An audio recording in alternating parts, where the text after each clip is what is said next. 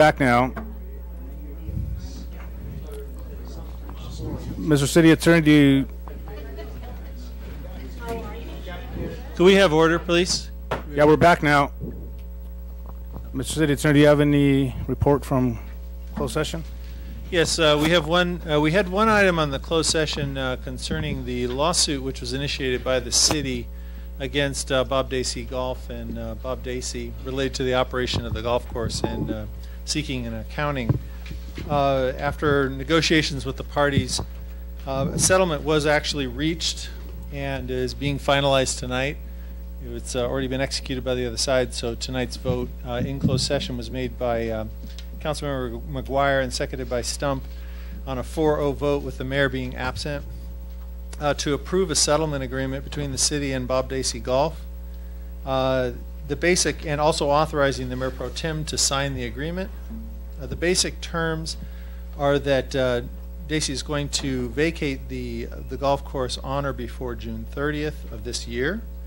The city will be paying Dacey $150,000, and that's to offset the cost of the termination of certain long-term leases, in particular the cart rental lease. There's some cost in doing that. No other monies will be due to the city or from the city to Dacey.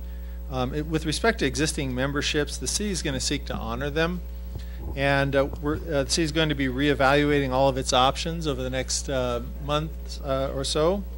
And they wanted to make clear that their intent is to try and keep the course open, and that is their desire. But obviously, they're substantially limited by finances at the moment. So the outcome of the tax on July 31st is going to impact that. But at the same time, they're going to be looking at options. Prior to this date, just so I know everybody was a bit frustrated at the last couple council meetings, but until this agreement was finalized, it was still pursuant. Bob Dacey Golf was still operating the course, and until this is finalized, we could not speak on it. So as always, we're trying to maintain appropriate confidentiality and not getting information or taking actions before the appropriate time. So tonight would be the appropriate time to announce this. The city will be taking over the operation of the golf course as of June 30th, on or before. So that's it. Very good. Thank you, Christian.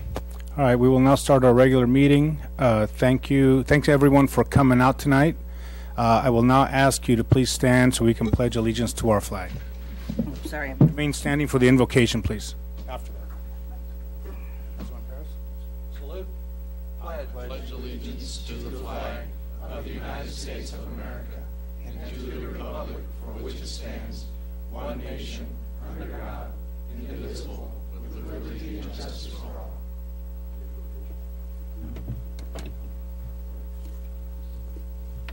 all. We thank you, Heavenly Father, for being a part of this great nation. We thank you for these men and women who are serving here today, and those who are serving around the world, and those who serve every day. Our police department, our fire department, our city councilors, our city manager, all those who serve, we're thankful. And we're mindful that we're the greatest nation in the world, no matter how it seems we are, because of you. One nation under God. We stand tonight under God's care, that you have blessed every home, every person, every military man, every person that is homeless tonight, and those men who lost their life in Long Beach, fighting the fire to protect citizens, shot on duty. We are mindful of their plans tonight. We pray for America tonight. We pray for those on fire in North California. We pray for California. We pray for America. We pray for the world, but we pray most of all for our homes. That you have blessed our homes, give us strength and courage to realize who we are. We have power to do right. We have power to serve better. We have power to make America the greatest nation on earth by doing our part individually, loving you, obeying you, and loving one another. Please, oh Lord, bless America. We pray in Jesus' name. Amen. Amen. Thank you. Madam Clerk, could you please roll call? Councilmember McGuire. Here. Paris. Here. Stump. Here. Mayor Pro Tem Gomez. Here. Mayor Wood. Do we have any reports or late communications, Madam Clerk? Yes, two from Jam Powers, first dated June 17th. City's excess revenue at $1.4 million in April and will exceed $2.1 million by the end of the year. June 19th reads City February 13th, 2018 resolution for the April 2018 election violated the city's municipal code section 3-2 1.103. Thank you. Thank you. We'll now go into staff announcements and reports. Chief Hurtado. Thank you. Since we have met last 2 weeks, we responded to 782 calls, made 15 arrests. We're coming up on our busiest week of the year. First week of July usually is pretty busy. Historically, we respond to anywhere from 500 to 800 calls in that first week of July. Being a holiday, it's warm. It's usually pretty busy. So we ask that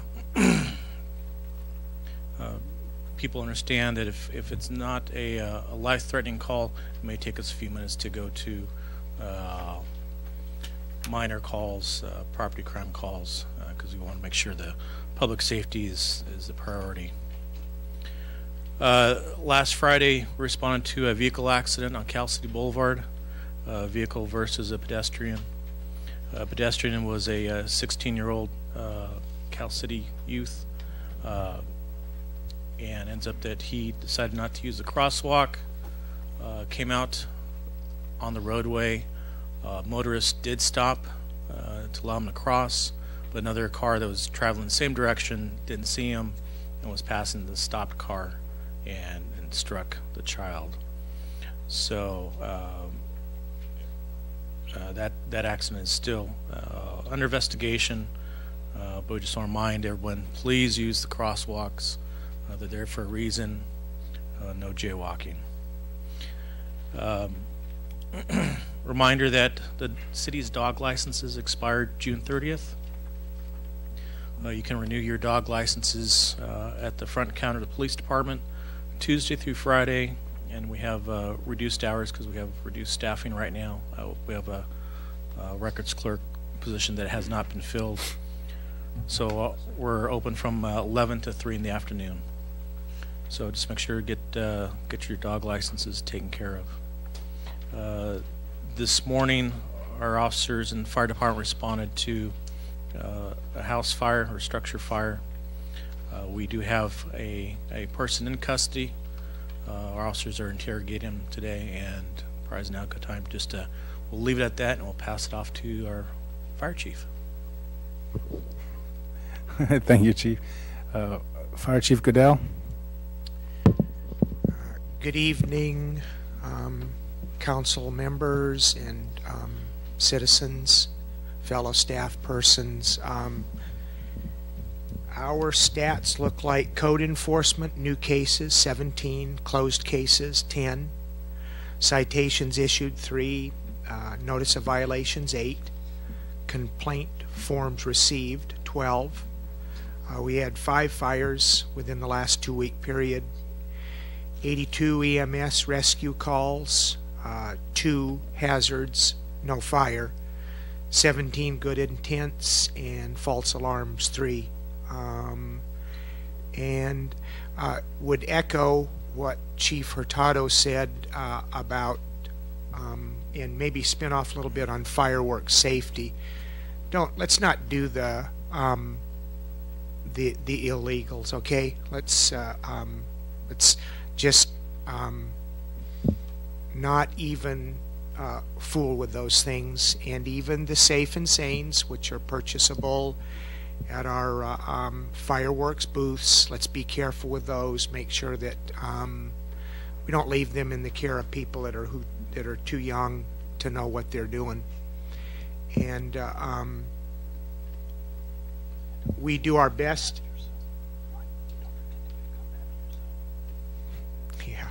And if you do see somebody that's doing something that they shouldn't, go ahead and report them, and we'll try to educate them the way through the process not to do it like I'm doing right now. But if we have to play a little bit of hardball, we can do that too. We don't want to, but you know, if you're a repeat offender and you don't seem to want to cooperate, we might have to cite you. And last Saturday, Chief Hurtado and I and the Red Cross hosted a volunteers meeting for persons interested in the safety of the community and helping out where they can. Red Cross kind of led things off with just a look at all hazards and how they take care of them.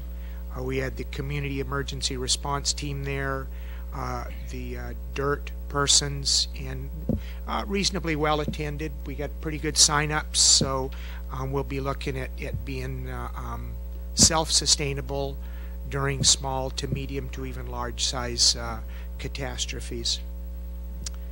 And I'll pass it over to Craig. I think Chief, I have a question for you. What was our staffing like this week? Were we able to staff 4 firemen per engine?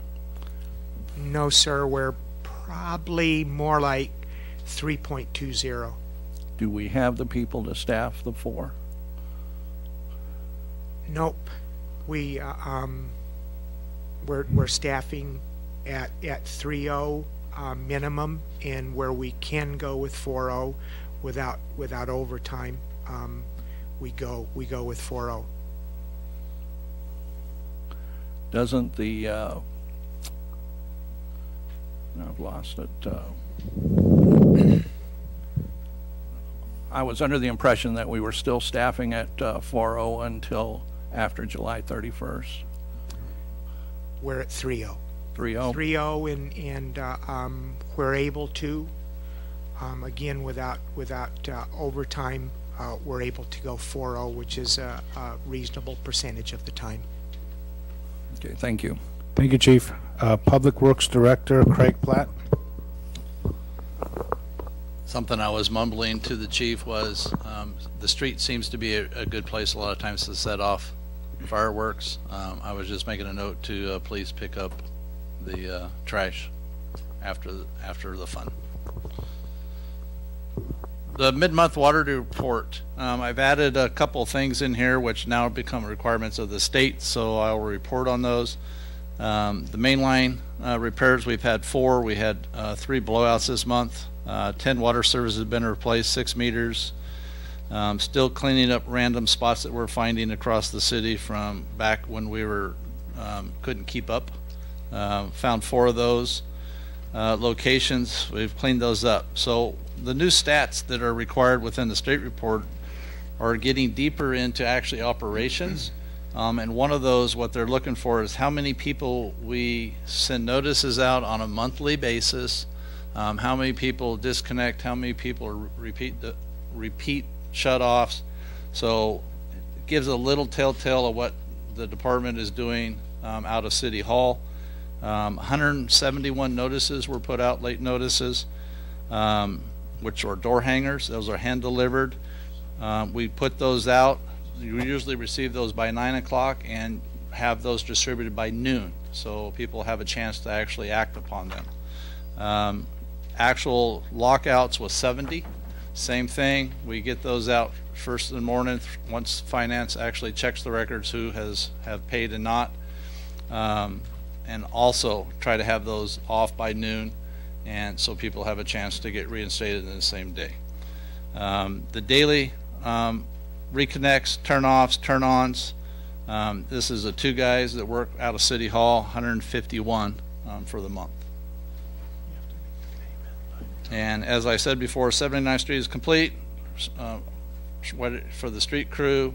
All the connections have been made, and we are currently potholing for the North Loop project, which is the good part from Hacienda all the way eventually to Yerba. So if you see a crew out there just digging holes, and that's what they're doing.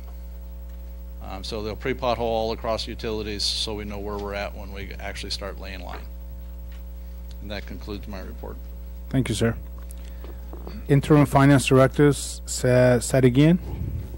Did I pronounce that correctly? Yes, sir. Okay. Yes. As you know by now, our accountant has left us, So right now we are involved with cross training, and all of us, we are involved, and very soon we are going to put out the financial statement for month of May, and of course I know that we are behind by a week or two, but this is going to be okay, and we are going to work on it in the next few days. And currently all the staff in finance department are trying to fill for Mr. Jason that who left, and we are all working on that, and hopefully before the holiday we have these financials ready, and immediately we move on to financial for June and end of the year procedure, and we kind of let you know about all the accounts and everything that we need to report, of course. Thank you, sir. Yes, sir. Go ahead. So are you saying that May's financial will be out by the first week in July? Is that what I heard? Yes, that is our target. Yes. And then the June financial, do we have a target date for that? Yes, usually our accountant used to prepare this financial by middle of the month for the previous month. Correct. And we are trying to kind of be consistent and work the same schedule. And as soon as we finish with our own cross training and then exactly know who is doing what, then we are going to go back to that regular schedule. And of course, in month of July, not only we have to work for the June financial, also we have to start preparing the reports for the auditors as well. So it's going to be a very busy month for us, month of July and and August. Yes. Thank you, sir. I have a question for you. As you know, the end of our year is June 30th, Yes. and so cross-training and so on, do you have the personnel to ensure that the end of the year report is going to be accurate and timely? Yes, actually, we have to. There is no option for us. On a positive side, one of the staff in our department, Cynthia Foster, she knows the history. She knows much of the operation. I know that myself as well, and with her help and myself, we are going to do our best to meet all these deadlines.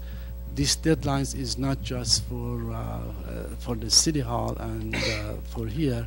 We have to kind of meet also the deadlines for estate reports and audits and all those things that I'm looking at the very busy months ahead of us, actually. Yes. Thank you, sir. Anything? No? City Park Supervisor Davrin. Good evening, council, staff, and members of the public.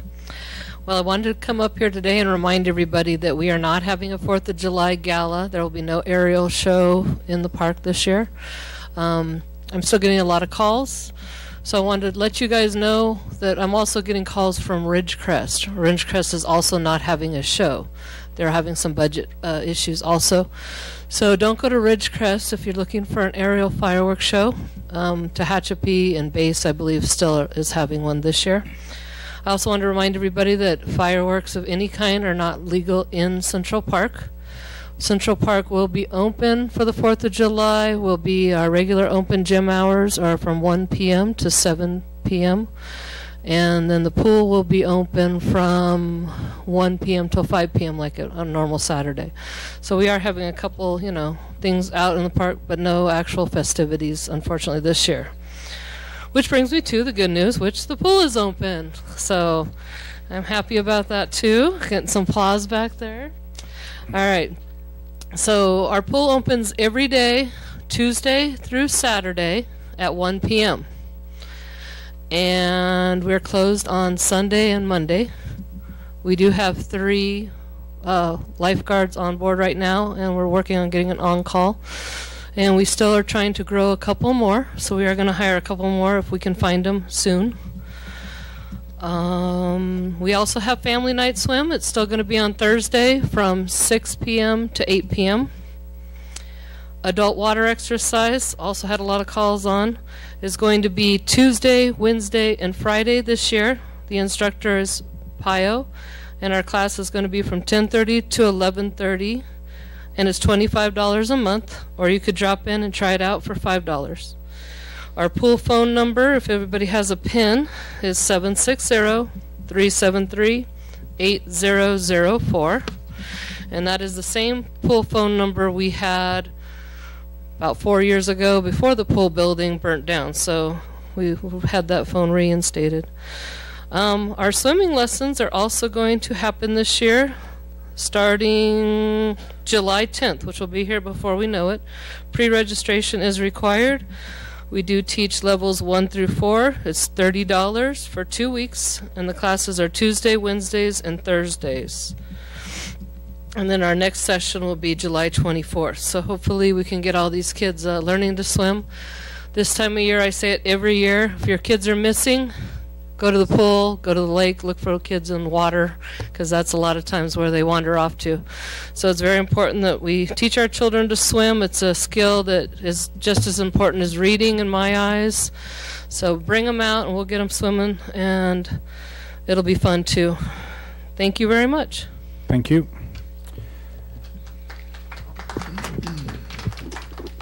We now have AB 1234. At the council CMs, updates. you got the CM's report. Oh, I'm sorry, I didn't see you on here. Go ahead. Well, I wasn't, but I wanted to clarify one thing.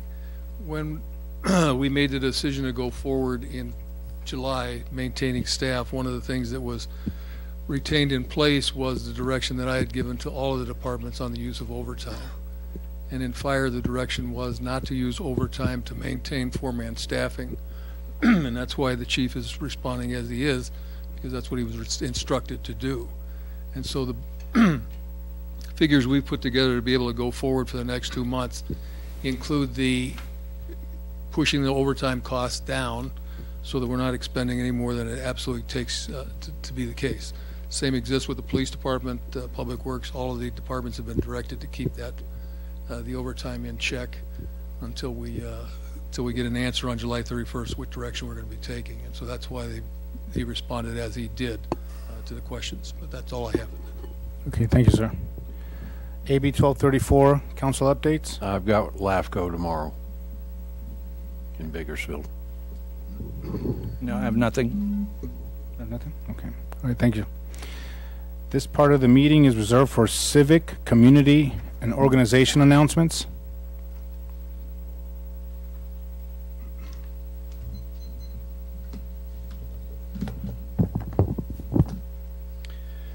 Good evening, Mayor Pro Tem Gomez and Council. What the hell are you doing, Mr. Paris? Do you have an issue, Mr. Tuhig? You guys. Do not address me that way. Mr. Would you like to recuse yourself? Not address me that way. Both Would of you you like guys, to please. recuse yourself? Mr. if you're going Tuhig, bias? please. For bias? All right, Mr. Councilman, please. Proceed. May I present to the court? Mayor Pro Tem, I just want to clarify, please address your comments to the council, especially to the Mayor Pro Tem who's chair. Don't address your comments individually if you can, please. Yes.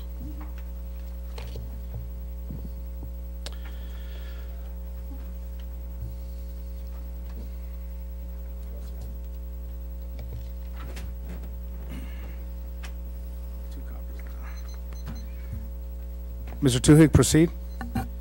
Thank you. Good evening again. Without interruption, I would like to bring a civic announcement that our board, Kern County Taxpayers Association, met June 21st as it relates to city fiscal policies. And I would like your council to be aware of some of the action items that we brought forward. Regarding the unique circumstances here in our revenue requirements, brought a lot of discussion on the current parcel tax, and some of that discussion you'll find in the analysis that's been presented to you this evening. In a sense, you've received recommendations from Kern Tax to work together to find an effective and appropriate funding measure for the police and fire, and you'll see some of those comments on page 9. Also on page 6 and page 9, you'll see some of the other recommendations from the grand jury that are similar in the nature of some of the findings that the grand jury have similarly concerned with the budget fiscal policies of California City. The purpose here of this analysis is to just make you aware that there may be an appropriate working relationship with Kern Tax as you consider these measures. Additionally, the announcement tonight is that MyCal City met June 21st, and some of those recommendations we've had an opportunity to share with Mr. Paris, excuse me, with CM Mr. Stockwell. Appreciate your time. Thank you, sir. Any other announcements?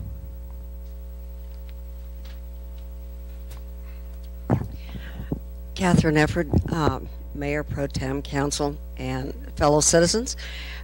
Sunday at 2 o'clock at the office at 9031 California City Boulevard, we will have a meeting to discuss and assign different assignments for people that have volunteered to work on Measure C. And one of those is going to be, we have some very definite leadership out there.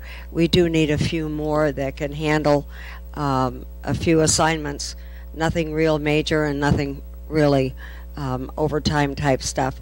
But of course most of it's done when everybody else is off work. And so it is evening and daytime and basically contacting our voters. Thank you. 2 o'clock at the office, 9031 California City Boulevard on Sunday. Thank you. Thank you, Ms. Efford. Any other announcements? Okay, so we will now go into public business from the floor. This portion of the meeting is reserved for persons desiring to address the City Council on any matter not on this agenda and over which the City Council has jurisdiction. Please state your name for the record and limit your comments to 3 minutes.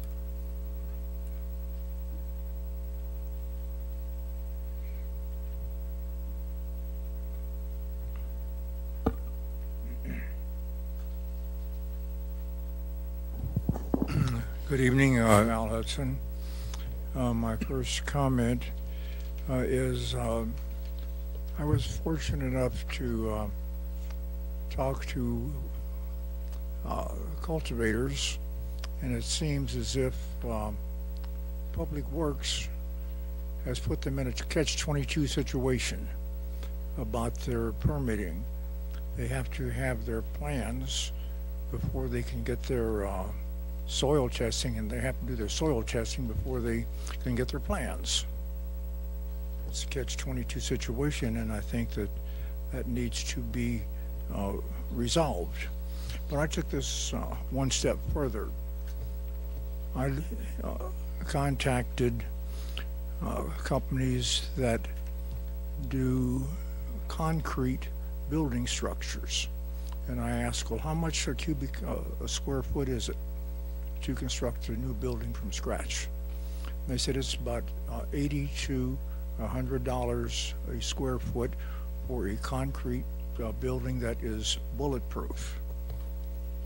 Thought that would be very interesting, Councilman McGuire, since you like your the security.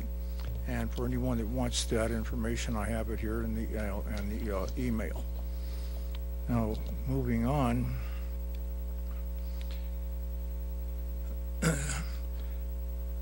There seems to be a lack of credibility. How in the world can you ask someone that was absolutely against Measure C to change their mind based on a promise from the city that the city made? The city flipped the next council meeting. There's no trust. How can we trust people to do what's right when they can't even keep their solemn word to the public? That's wrong, but I do thank Councilman McGuire for saying we will revisit the 153 in August after the vote count. But as far as the promise made to citizens, well, I guess some of us just may flip back to no, based on council not keeping its promise to us. That's terrible. Al, the reason why it stayed at the 182.50 is because by law we couldn't change it. Right, That's why I brought it up, that we would revisit it. See, I understand that the language cannot be changed, but the resolution on how much tax will to be collected from by the county, that could be the resolution. Well, that's all part of after the vote, because what happens once the vote, once the count is confirmed, so let's say for example it passes, then what happens, the city then cuts a resolution and everything gets hand carried. It gets checked on the 9th, the resolution's made on the 9th, and everything is hand carried to the county on the 10th. Okay. Okay. Now I have a issue with the fire department. We've got that fire truck, that $500,000 paperweight sitting there. I'd like to know why the city attorney has not pursued legal recourse under the theory of the implied warranty of merchantability, and do something about that paperweight that's sitting there that costs us $500,000. Counselor? Is that your last question, sir? Let's see here. No. The other question I have is the Meisters bought city property for their cannabis cultivation and such, and it's been 2 years now, and we have not seen any progress because the lack of progress is costing us taxpayers about $1.5 million in additional tax revenue and lost tax revenue. So they either need the crap or get off the pot. That's what really needs to happen, because if they're not going to develop within 90 days or so, put it up for bid to somebody that will. Thank you, Mr. Hudson. I'd like to respond to Mr. Hudson. Oh, go ahead. Mr. Hudson, in regards to council flipping on that issue, we were sent a memo. Paris, hold on. Can you please take a seat, Mr. Hudson, first? Oh, I can stand Mr. up. Paris. I can walk and chew gum. Thank you, sir. We received a email from council from our attorneys that said we could not do that resolution, like Mr. McGuire said, until after the vote was taken. We did not flip-flop. We were told we could not proceed any further, and so we did not until such time as the vote is taken, and then we'll proceed with the 153. Thank you. Christian, would you like to address the first question? Absolutely, yes. We have been in discussions with the company concerning the fire engine. There's been some negotiation with them over how to resolve that. That's still in process. The issue of litigation is one that we may end up pursuing. That's somewhat dependent on the outcome of the tax, because I think the council's a little reluctant to pursue new litigation at this point, given the potential expense involved. But there definitely are, there's an examination going on right now, an active conversation going on with the manufacturers, and yes, we do have very strong opinions about the quality of the product they provided. All right, thank you, Christian. Sir,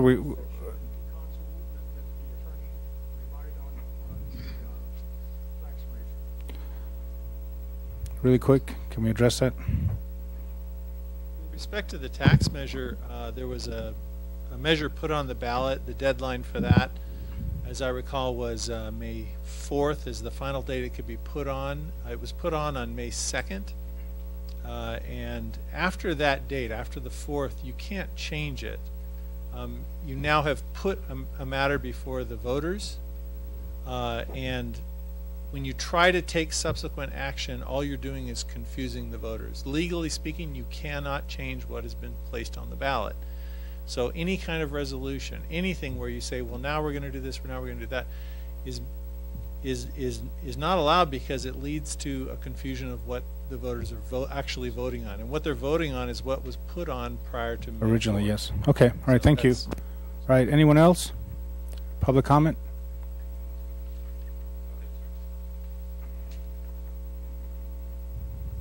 Good evening, everyone. Good evening, council members. I'm here. Please state your name, sir, for the record. My name is George Pai. I am here tonight representing businesses and investors in the cannabis industry that have a vested interest in the cannabis industry in the city, and a vested interest in seeing the industry flourish and the city benefit from the tax dollars. I wanted to express my frustration. I represent multiple investors and owners that are trying to develop properties in parcels that, before this were basically barren pieces of land. But the lack of a clear roadmap and transparency in the dealings and the exact process has caused a lot of issues. So there's a lot of upset investors, a lot of upset business owners. And I think this issue, starting from day one, I've been working in California City on multiple projects since August of last year. And we feel that every step of the way we have slight pushback, and it's basically the information is piecemeal to us, and we understand that this is a new process and it's an ongoing process.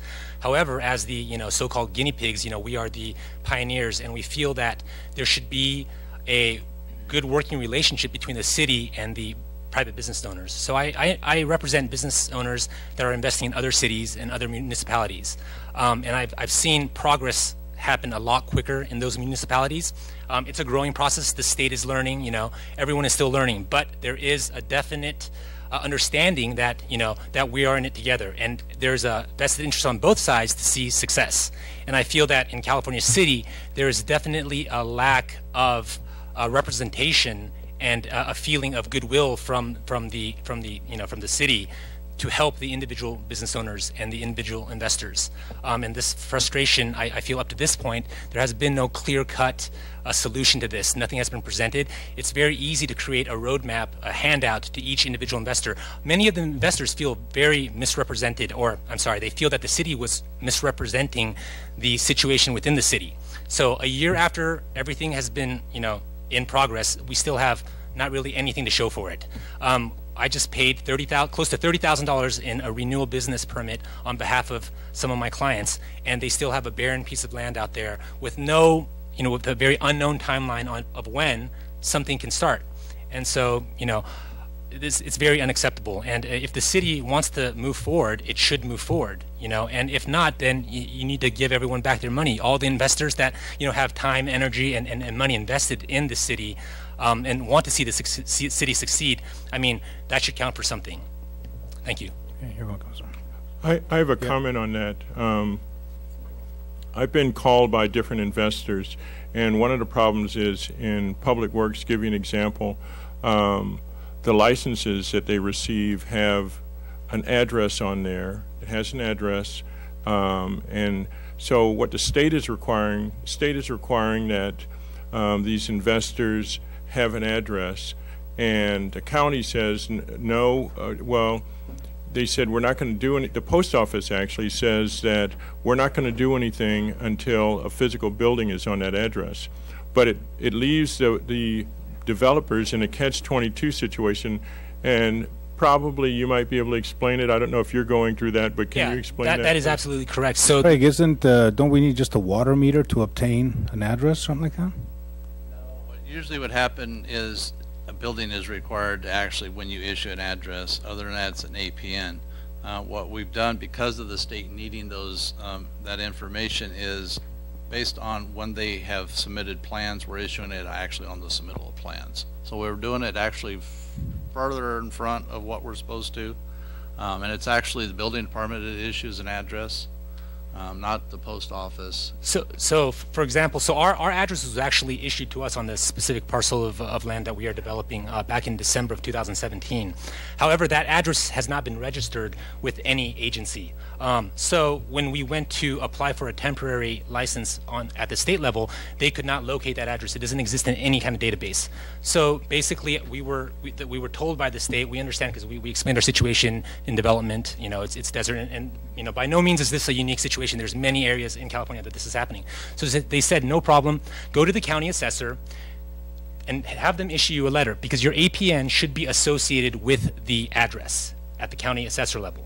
And so I proceeded to call the county assessor, Nope, did not get anything from the city. And this was back in December 2017 when we got issued the address.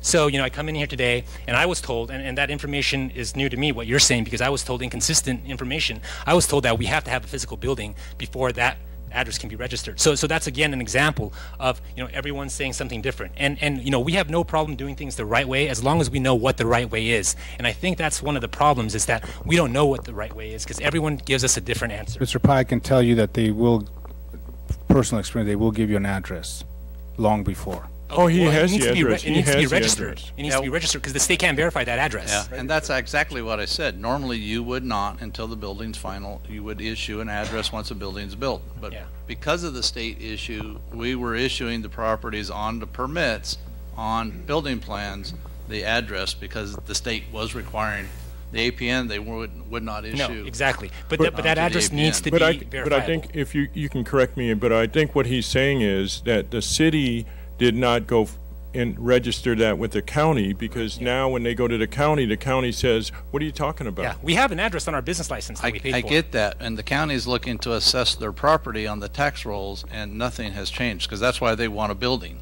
because the county is now going to assess your property, and you're going to start paying taxes based on a building that doesn't exist. But they don't mind. They're in a catch-22 situation now, so they cannot proceed. So we have them as a dielectric, if you want to use electronic terms. So they are a piece of material in between two currents, and they can't do anything. I will find out through the building department what the process. I'm not sure what they send to the county to record that. Okay, Mr. Pai, I'll follow up. Mr. Pai, I think what we'll do is we'll maybe set up a meeting with our city manager. We only allow 3 minutes to comment on here. Yeah, appreciate your time. And then that way we can resolve your issues as soon as possible. I think Councilman Perez has a comment as well. Right. I just wanted, Mr. Stockwell, is there any way we can do a written roadmap for these growers? I'm getting calls day after day after day, and it's always the same thing, that they're told one thing at one time and then another thing at another time. I think it's time for the city to put it in writing so they know exactly how to proceed, so that we can get these buildings up and get these grows going. Well, I agree with you, and one of the steps that's being taken is amending the ordinances, because until the proposed amendments to the ordinance have been adopted, the roadmap is unclear, because we've got an ordinance that says one thing, and then we've got the actual practices that say something else. And so bringing the ordinance into line with what's working is the next most logical step for that. Within that, we can hopefully make things more clear, but at the same time, we may be representing something that ultimately is changed before it's ever adopted. One thing, just so you know, we have sent to all current applicants an actual path of all the things that are required by the city and the state to make their project from start to finish, what has to be done. That has been sent to every applicant, and we've done it several times, and we can do it again. I think you need to revisit it, because the thing that Councilman McGuire brought up last council meeting, he talked to the people in the state, and that he brought up the fact, and maybe if you want to bring it up again, Councilman McGuire, but it was on the CEQA, which you guys said one thing, and he talked to the state people, and they said that the one that we have is in effect until 2028. So you guys are requiring them to get an additional. He's talking about the redevelopment CEQA. agreement. The redevelopment agreement he's talking about. Yes. The RDA one says an amendment would have to be added because it did not deal with animals on the property. It dealt with everything else but that. It Can says we do the that, and amendment? we use it, and we are using it, but there are still things under the law they have to do, and it is deal with the desert tortoise, the kit fox, and the Mojave ground squirrel. Those aren't exempt. Those are protected species. Two of them, I believe, are federal in one state, or 2 state and 1 federal. And they still have to address those, and those are still some of the issues. And I understand what Sacramento says, but I also know what the local agencies are saying, and they're not on the same page. So you have 2 new divisions that were started strictly for cannabis, nothing else. Nothing else runs through those 2 departments.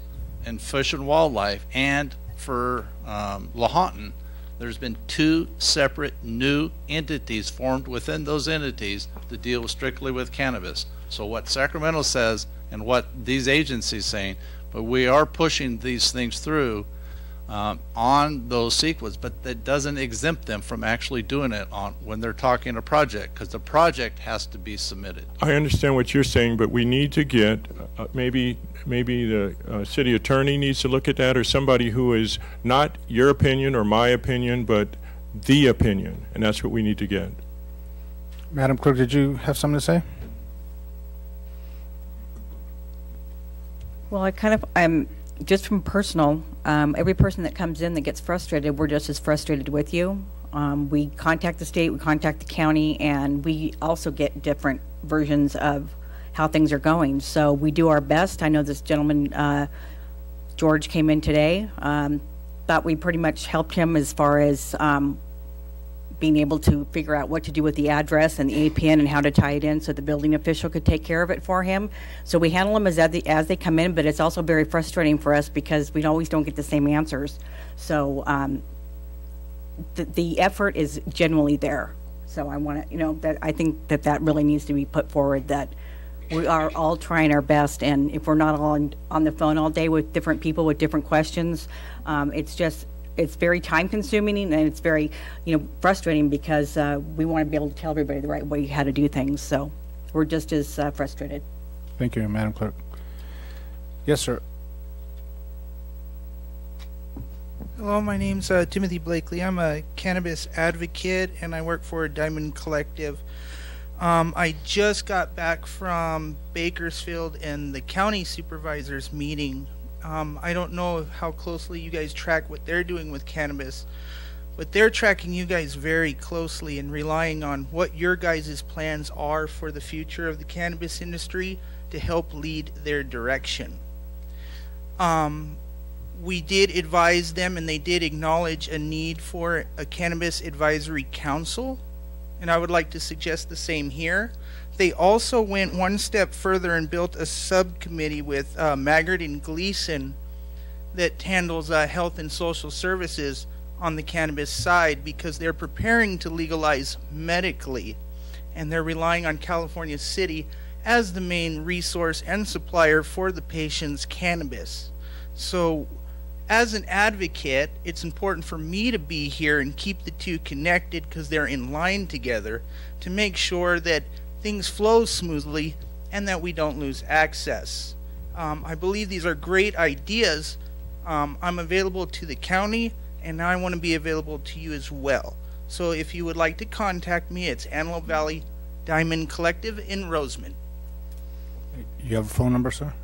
Or an email? I don't have it on me right now. You forgot your phone number? I usually use a cell phone, but I'm using a broken one. Okay, you can give it to us before the meeting's out. Yes, I will give you my personal information after the meeting. All right. Thank you. Thank you, Mr. Blakely.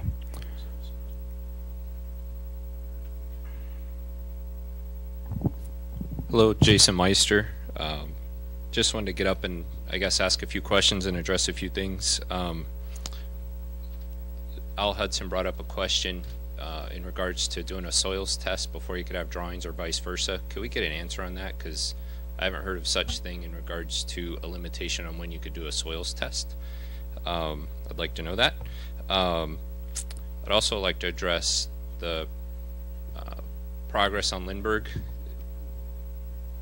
Contract with Edison's been signed. It has been for some time.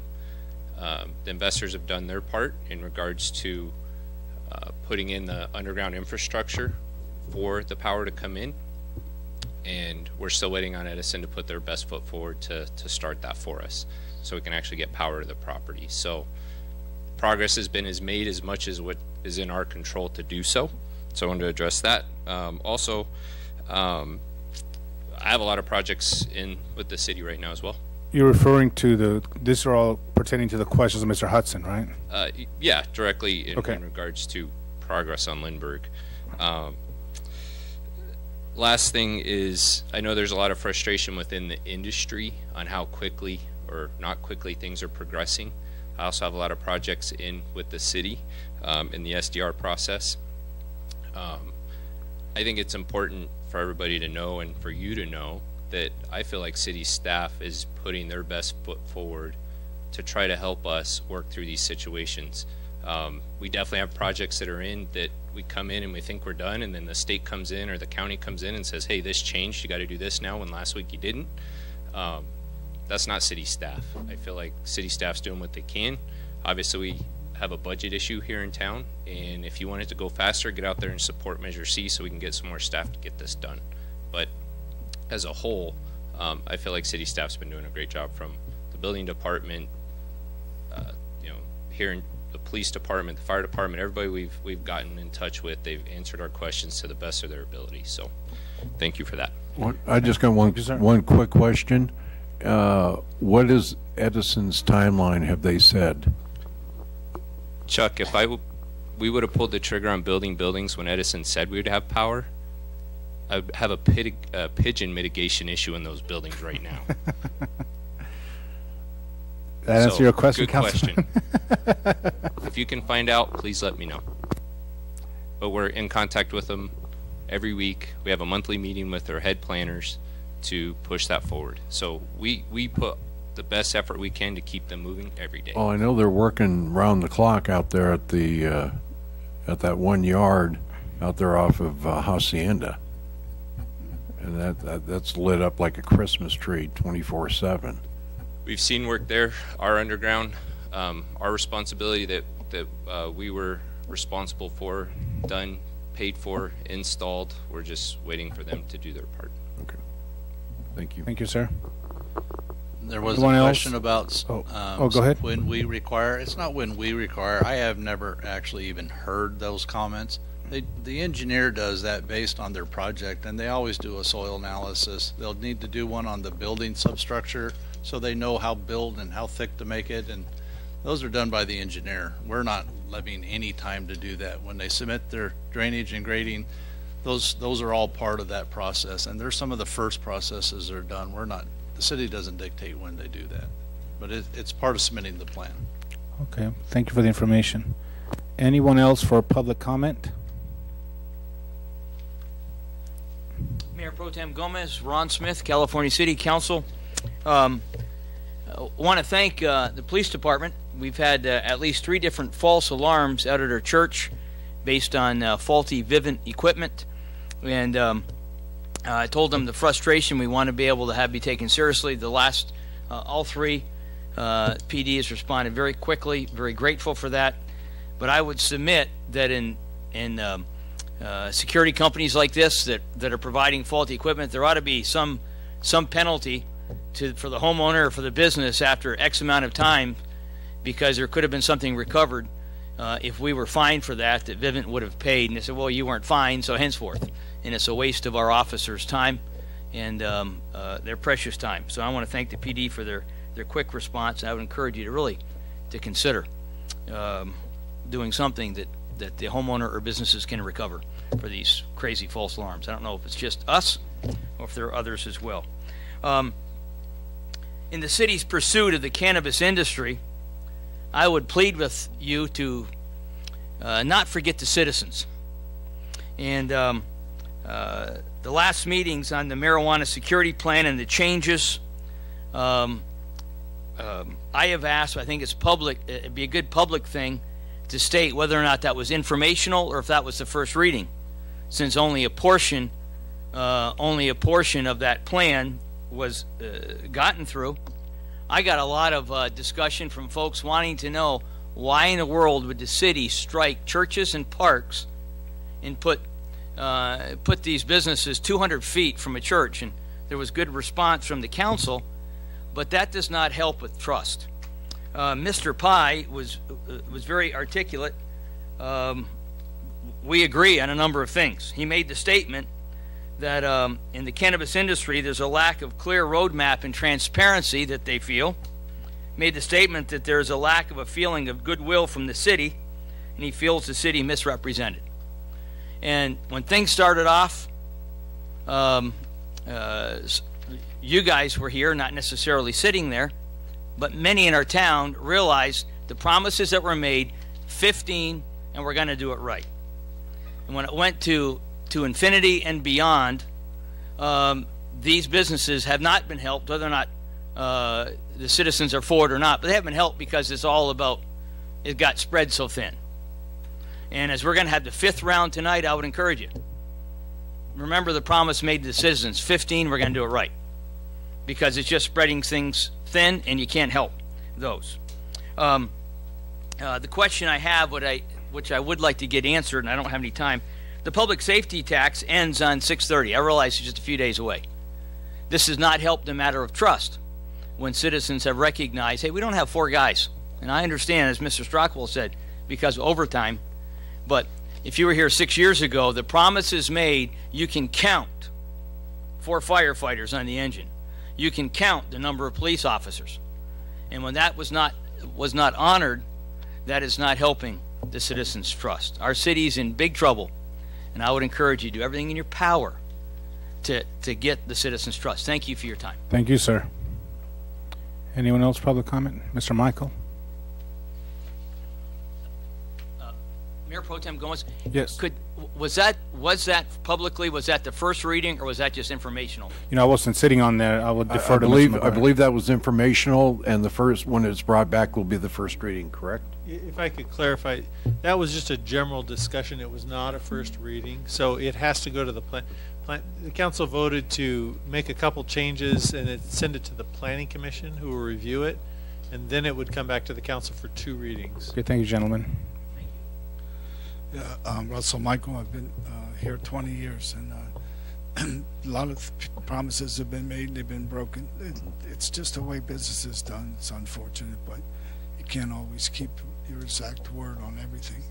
I can attest to that. So I hope that we get it all squared away, but who knows whether we will or not. My problem is I've been hearing way too much that the city council, the people on the city council, are injecting themselves way too much in the cannabis business in certain individuals, and that's got to stop. And if you know who you are, so stop it. That'll be one way to help it, because it doesn't help staff if you guys are injecting what other people are telling you into the business, and then people, real estate brokers and people like that are coming out and saying, you guys are against the city, you guys are against the growers, you're stopping Mr. Platt, stopping things. I tell you what, we've never had a better public works director than Mr. Platt. He may have had some problems getting started, but he's been doing a good job.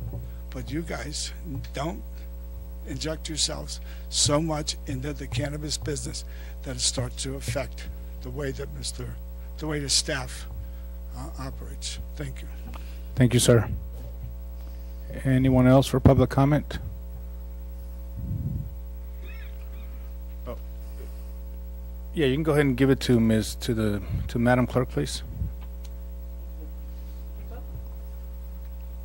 Thank you, Mr. Blakely.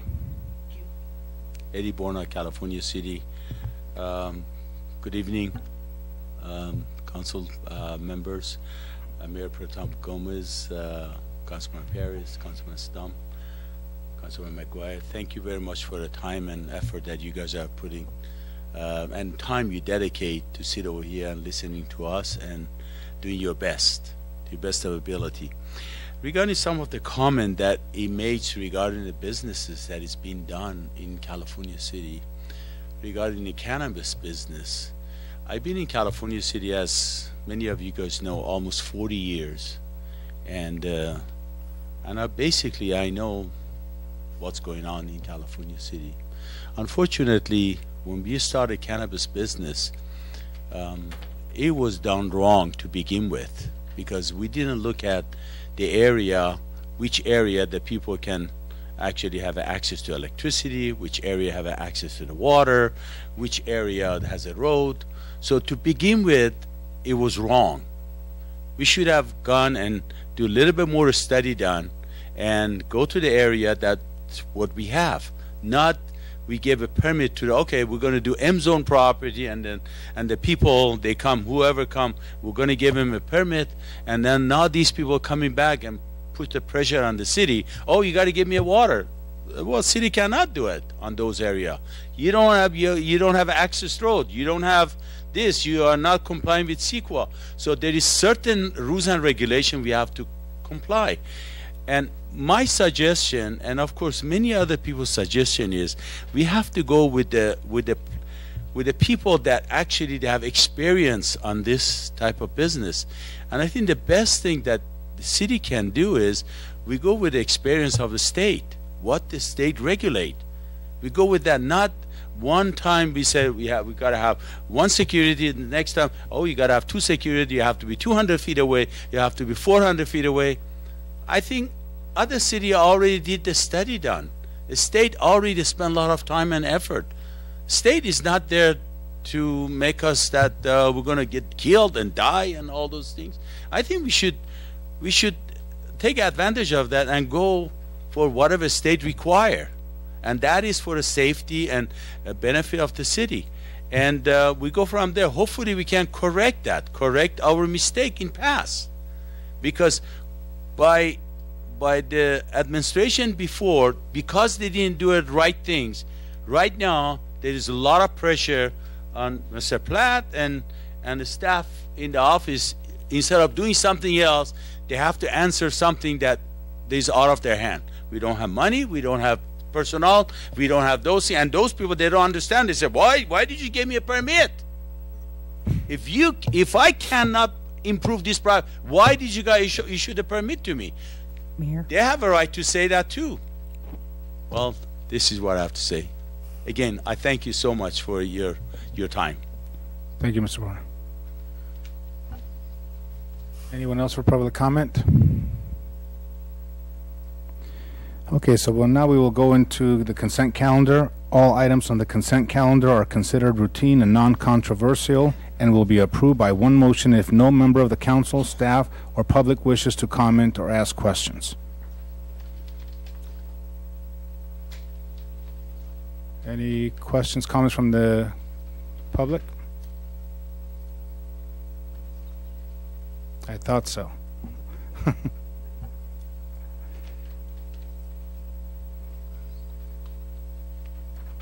Yes, it's on the fire station.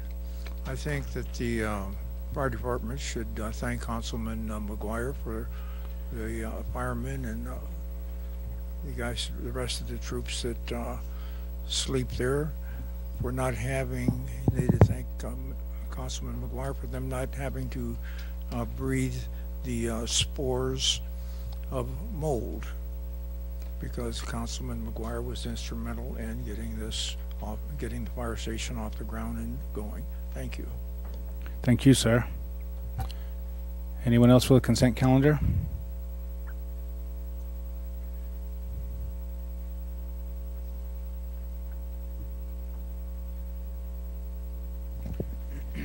Mary Corona, California City. I have a lot of checks to ask about, but I won't do that. I just want to say thank you for the extra effort of all of the detail about the credit card. I know it was a pain in the tush that they had to do that, but it's definitely transparency. Nobody can say it isn't. So I just wanted to say thank you to the Finance Department. Thank you, ma'am. Anyone else? So we'll bring it back up here, Council. I have a couple checks. Page 2, we have a D. Ferguson, $1,649.26, and then on page 1, it says page 1, page 2. So what's the? What was the D. Ferguson again for $975. The first one is check number 102-879 U.S. Bank Corp payment. It's also the same for the second one, 102-879. So is it $1,649.26? Or is it $975? Or did we issue two checks?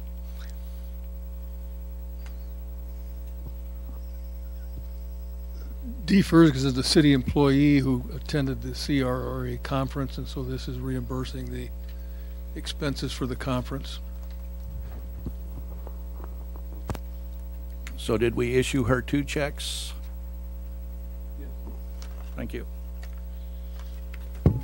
I I have one more on page 2, the computer mouse at $317.42. That's check number 102879. It's the same number.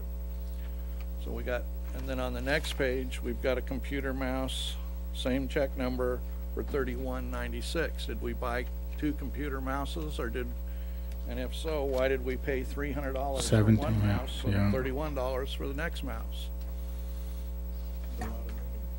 For a mouse, yeah.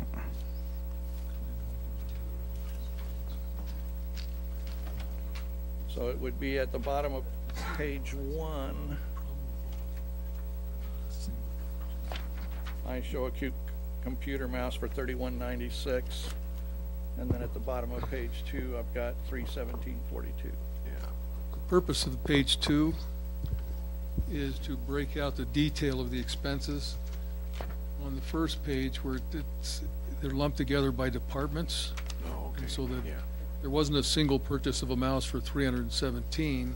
There was multiple mouses. There were multiple, no, not multiple mouses. There were multiple different purchases, one of which was the mouse. And so what happens is, when you lump them by the department, it just simply picks out the first item for the department and shows that for the full amount. And so the second page tells you how that all breaks down. Thank you, sir. That's all my questions. Councilman McGuire, Stump, any questions?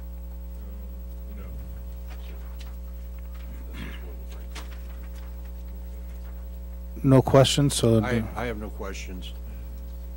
do I have a motion? Make a motion, we approve. I'll second that motion. Madam Clerk? Councilmember McGuire, Yes. Paris, Yes. Stump, Yes. Mayor Pro Tem Gomez. Yes. Motion carried. Thank you. And now I will recuse myself from public hearing 1 and public hearing 2 for my involvement in the cannabis business and as owner, business owner, and landowner as well. And Councilman McGuire will take over the meeting. Okay, we're dealing with public hearing number 1. What? Gonna bring you the gavel. Oh, I don't need that. No, I've got this. That was easy. I'm good.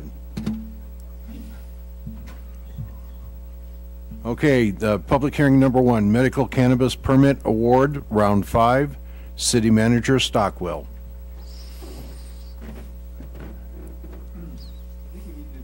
Stop talking about rounds, since it's really a matter of when people come in, we accept their applications, process them, and then bring them to the council. And so what you have before you now are those persons who applied or businesses who applied and have gone through the process of being vetted both financially and criminal background checks, and have been found to be qualified to be able to go forward on awarding the permits. And we recommend that the council receive public comment and then issue these conditional permits. Okay, we're a little off base on that one, but since I'm not the mayor, I'm just a crummy councilman, I'll declare this open to the public so you can say what you got to say on this subject matter. So it's open to the public. If you have anything to address on this, please come forward.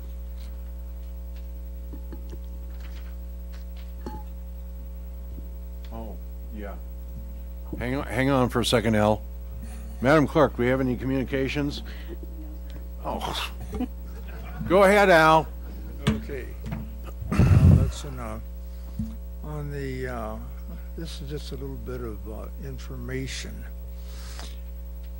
If the cultivators were using hydroponics, their water consumption would be about 3 gallons per week per plant.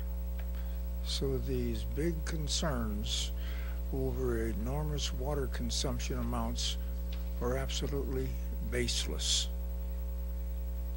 And under the hydroponics, the water is recirculated into a container where it's pumped up through the plant again, and then weekly it's flushed and used for other purposes. And that should be the preferred way to grow. I went down to a hydroponic place down in Lancaster, where they sell this stuff, where they sell the hydroponics, and they had, can you believe this, a tomato plant to show as a model for demonstration, for growth demonstration. One tomato plant with using one $70 hydroponic unit. It was 7 foot wide and 11 foot tall. That's a big, that would be a big joint, yes. Yeah, so that would be something. Now moving on, I was listening very, very closely to Mr. Meister, and he said they hadn't done the buildings because of the lack of power. Well, they have the property, and that wasn't based on investors. It was based on their ability to develop and go forward with the cannabis industry. This is $1.4 million, $1.5 million that the city is not receiving in tax revenue. We need to put timelines. Okay, can we stay on target on this one? This is just dealing with this, but there is a method to the madness, so hang on. Okay, let's just step on. Let's just plain and simply use the state guidelines and scrap all of these expensive attorney's fees for city prods. Thank you. Is there anybody else that wants to come up and talk about the permit awards that we're discussing now? Councilman McGuire, Council Ron Smith, was stated from this podium tonight that promises are made and broken, just the way business is done. I don't do business with businesses that continue to lie, and as a citizen of this community, I sat through the meetings. We're going to do 15. We're going to do it right. You heard from Mr. Pai tonight. We keep increasing the permit awards. It does say around 5 on them. We keep increasing them. And when the cannabis folks are saying that they're not being taken care of with the number we have now, why are we increasing more? Why are we not going in? If this is what you folks want, why are you not helping the existing ones that we have and spend more time with them? Thank you, sir. Mm-hmm.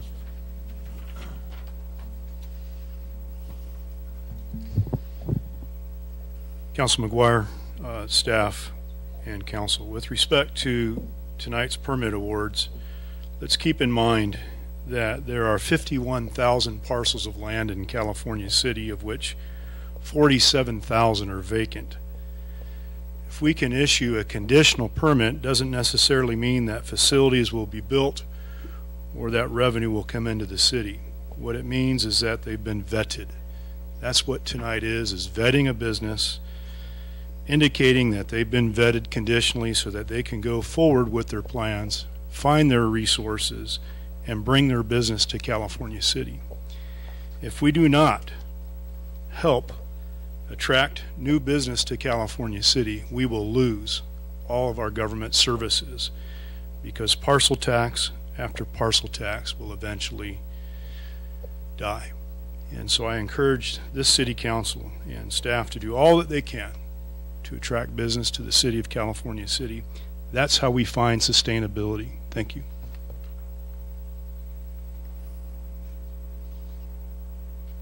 Anybody else? If not, I'll bring it back up to council. Do we need, well, that's not till G, I'm showing. Okay, so go ahead and close it. Okay. Looking for a motion to close public. I make that motion. Second. Okay, all in favor? Aye. Okay. Now, any questions? Yes. Mr. Stockwell, we have 1, 2, 3, 4, 5, 6, 7 permits being issued, or It's more than that. is that correct? There's Yes. Okay. There's more than that. Well, 7 different entities. Different entities that I see here. The totals of the permits are on the left-hand column. I was contacted by IMC Realty that they had 2 permits that were supposed to be issued to them today, according to Tiffany's email. I just wanted you to be aware of that and to look into it at a later date and let them know they were under the impression that they were going to receive 2 permits today. And that was from round 2, I believe. That's my only question. Okay. You got any?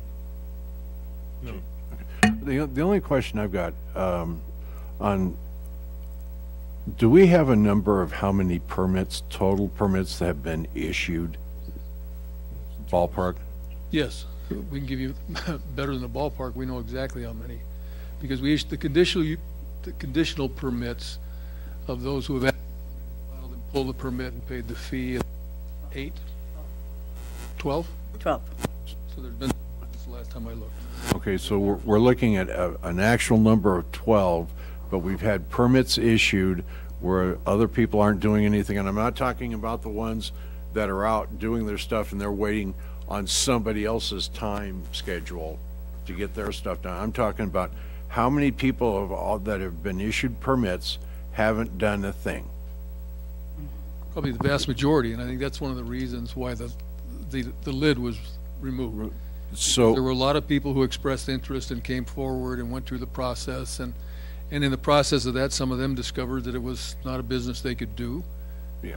They couldn't get the financing, so forth, and so what we're finding now is we're down to the ones who have been able to put everything together, and they're starting to come in, and we're starting to see plans and specifications and buildings and stuff started. Okay. So yeah, it's going to be a slow process. Yeah, so if possible, if we can put some heat on these people that applied for these permits, if they're not going to do anything, then let's pull them. They're conditional permits. Expired, They're not, right, yearly. they're not binding. Okay, then disregard that. Mr. Stockwell, how many applications? In other words, I was under the impression at one time we've issued 185 applications for permits, and out of those we've had 12 that have met the requirements, which is still under the 15 that originally was projected. Yeah, and you'll remember the council awarded in December and early part of the year a lot of them, and that's those. So you had the conditional ones. You had of the applicants over 200. Of that number, the ones that came to the council, we issued the conditional permits, and now we're seeing 12 that have come forward and brought it to the point of actually pulling a permit and beginning their project in earnest.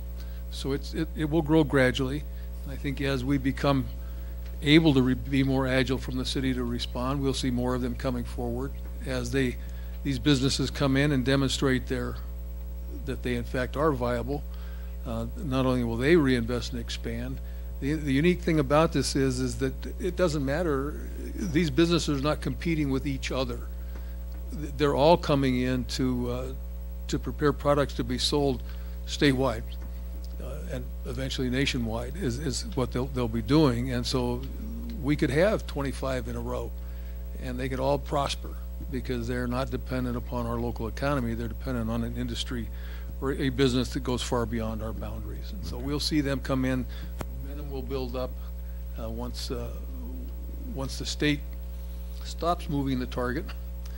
Everybody will be better off, and I think we then at that point we can accomplish things too. We're threading the process of recognizing the reality of the fact that we did go through a CEQA process with redevelopment. Mm-hmm. That has grandfathered a lot of things in, but then the state stepped in and said, okay, yeah, we recognize that, but we're going to give a little more authority to Fish and Wildlife, to what's the other 2 agencies? You got Fish and Wildlife and Lahontan. And so I think what's going to happen is you'll see, the legislature is going to have to readdress some of these issues, because I think the same thing we're beginning to recognize here, legislature is recognizing, in that a lot of the controls that were put into this are turning out to not really buy much. And so we got Fish and Wildlife out here worrying about things that, one, they don't even have enough people to look at, much less really find issues. And so I think ultimately the state will pull back on its regulations, and I mean, for anything to actually go beyond CEQA, I mean, there's nowhere in the world that it. I mean, even EPA is embarrassed by how lenient they are when they look at CEQA, and so it's to go beyond CEQA just made no sense. But yet they did, and so that's part of the frustration we got, and we are being as creative as we possibly can.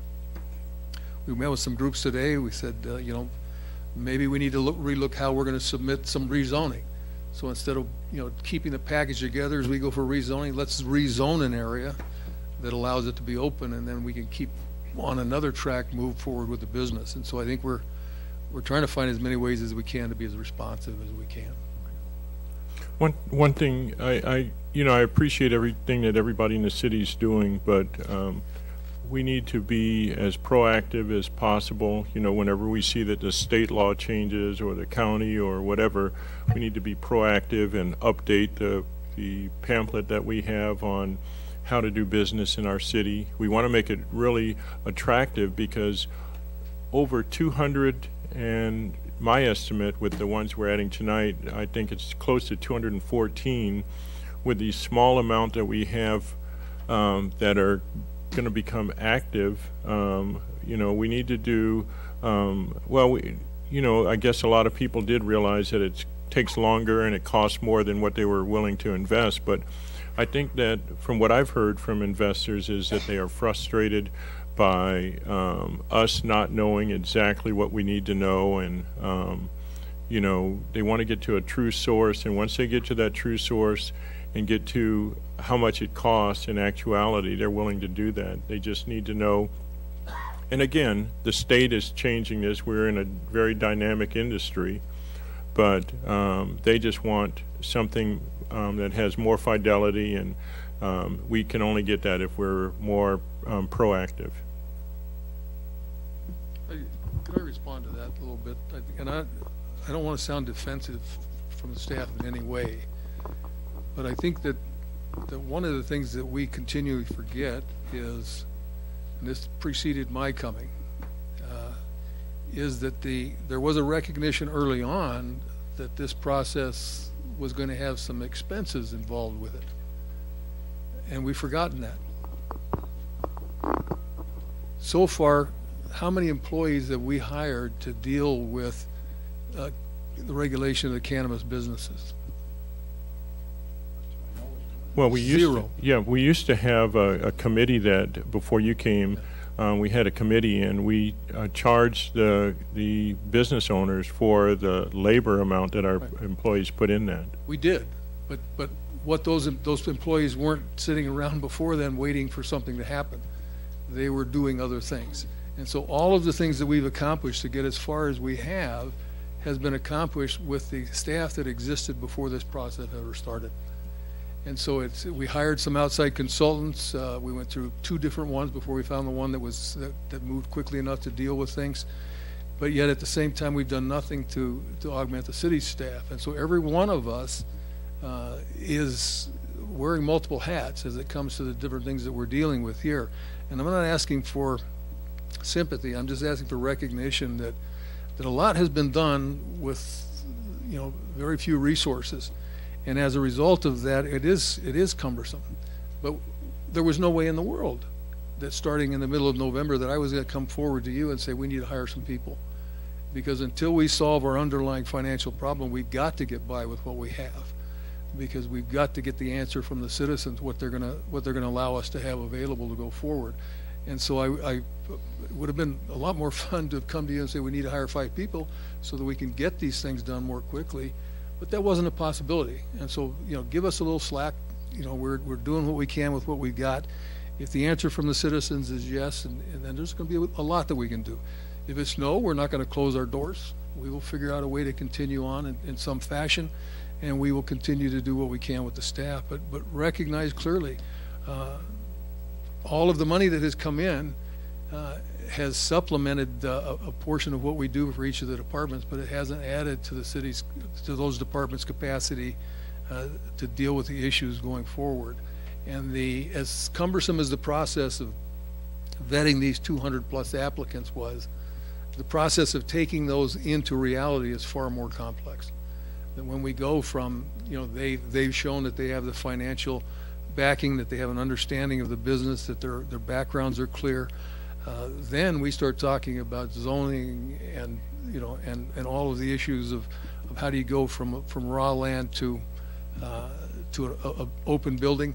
We've got some buildings that have been renovated and are in production already. We've got some that have been renovated who won't be too long out beginning into production, and we have one that is out in the second city that is, I would say, stick built. It's concrete. Anyway, from the ground up, that will be hopefully in operation within the next 30 to 60 days. And that'll be the first one that started from scratch to carry it through.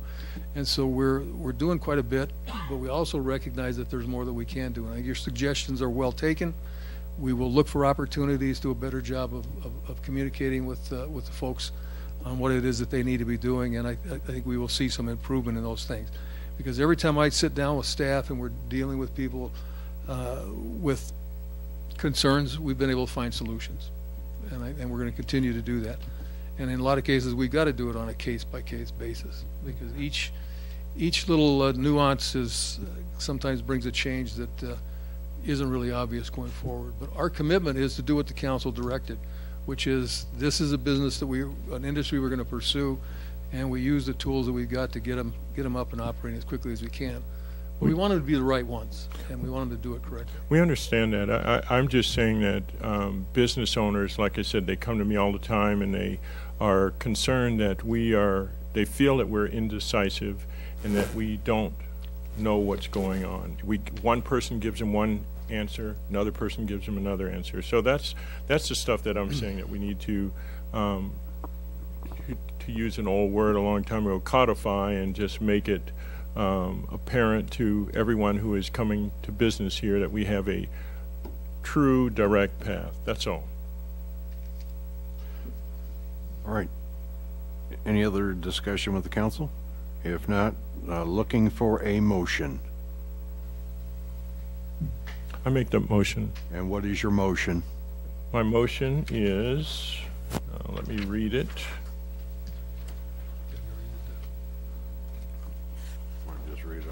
Yeah. My motion is recommended the council discuss, take public comments, and award the 10 cultivation, 3 distribution, and 1 manufacturing permits permitted on the qualified applications receiving a pass on all mandated requirements by our consultants, WCA MLS. That is the motion. Is there a second? I'll second that motion. We have a first and a second. Let's do a roll call vote on this, please. Councilmember McGuire? Yes. Paris? Yes. Stump? Yes. Motion carried. That was easy. All right.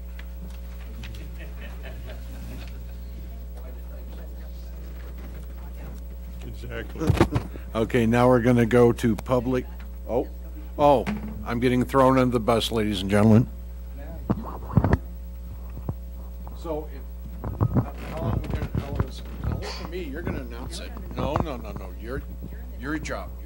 I'll just back you up. Okay, we have Shining Beauty and Health. How about you? Okay. That, and we have here. We got this one and this one. If you can take a stand up there for us, please. Oh, is that too fast? I got you. Are you sure? I got you. Brother, I can hit it on the fly. Okay. How's this? Hang on. There we go. RMG Distribution. George, congratulations. Cal City Paradise.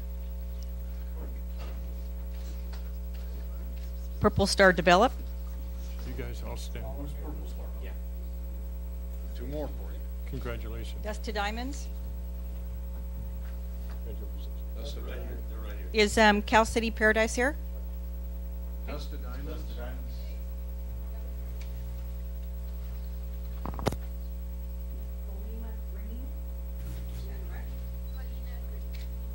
Congratulations.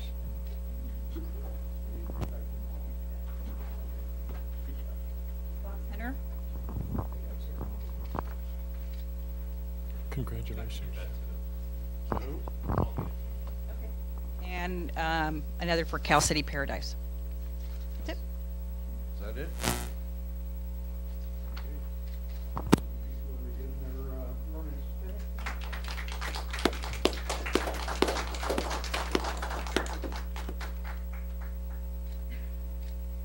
Is Carlos clapping?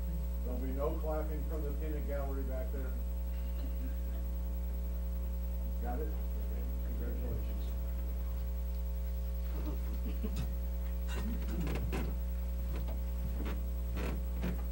Okay.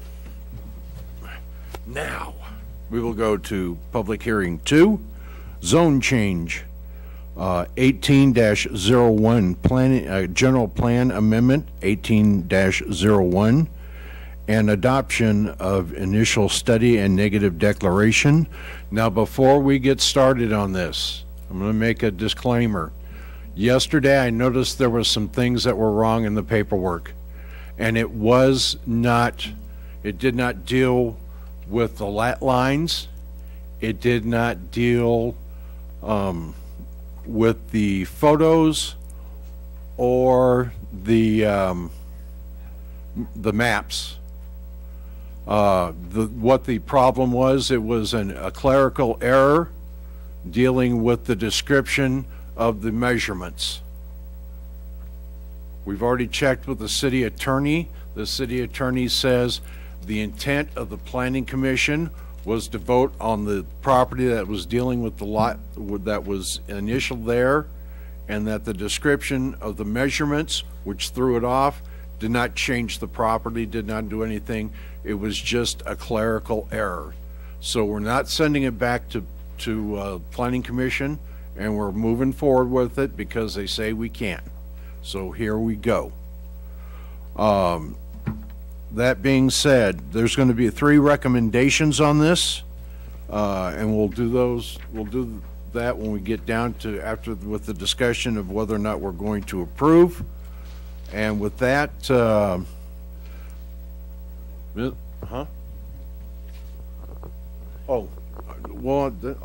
I'm going to declare the public hearing open, and staff report, please. I think you just about did the whole report for me, Chuck. Oh, glad I could help. So, council, and I guess we're all council, and public. This was brought to the Planning Commission by Deborah Grimshaw from Clearview Remax Realty. It's a 20-acre vacant land located north of California City Boulevard and east of California State Highway Route 14. Not going to go into the bearings and all that nice latitude and stuff. This project lies based on the vicinity map just to the west of the railroad tracks off of CCB, and we moved it back from the county, as Chuck so elegantly stated, because that's what 3.5 miles or 4.5 miles to put it. It's 0.8 miles north of California City Boulevard and 1.2 miles east of State Route 14. This is concurrent with what we have been working on within the general plan, and as far as the request for a rezone. It's still contiguous with M1, M2 properties. The Planning Commission approved moving forward with the rezone. There was a project description, which is part of, I think, what we see that's coming from the state and what they're requiring, and this one obviously has gone through, has made it through that process.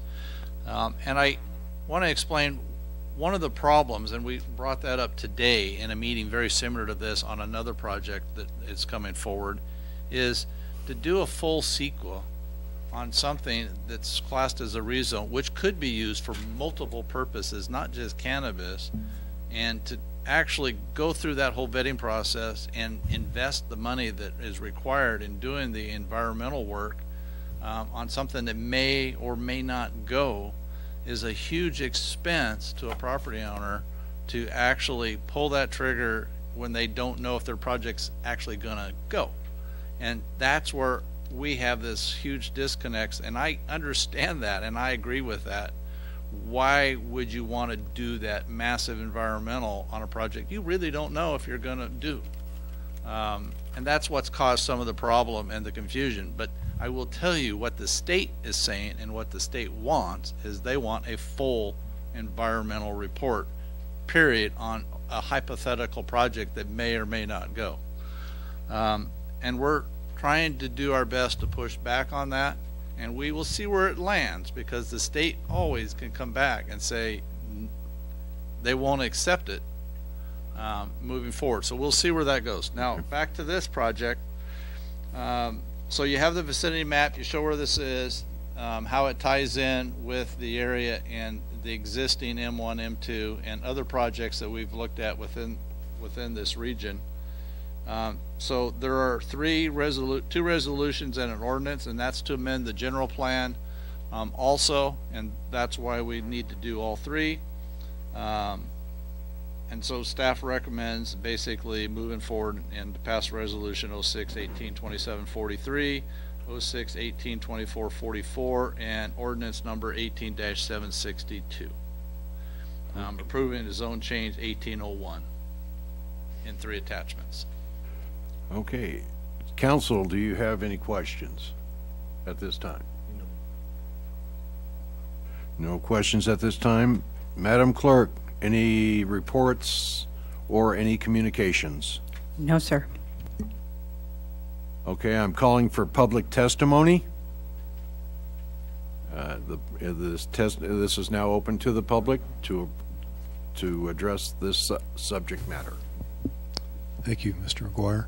Question, was there any notes on environmental impacts? Is it no significant environmental impact, or is it mitigated on the biota report? I couldn't tell you that off the top of my head. Okay, is it in the staff report?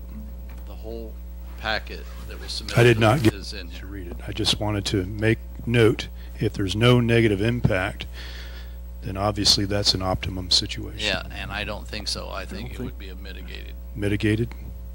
Okay. I don't think there was a negative. I don't think. No, there was no It's a impact negative debt. whatsoever. Right. Yeah. Neg deck. Negative debt. Yeah. It's a negative deck, Yeah. so there's no negative impacts that are Can't be mitigated. greater than that raise it to a level of significance. Okay. And so are those mitigation measures part of this zone change?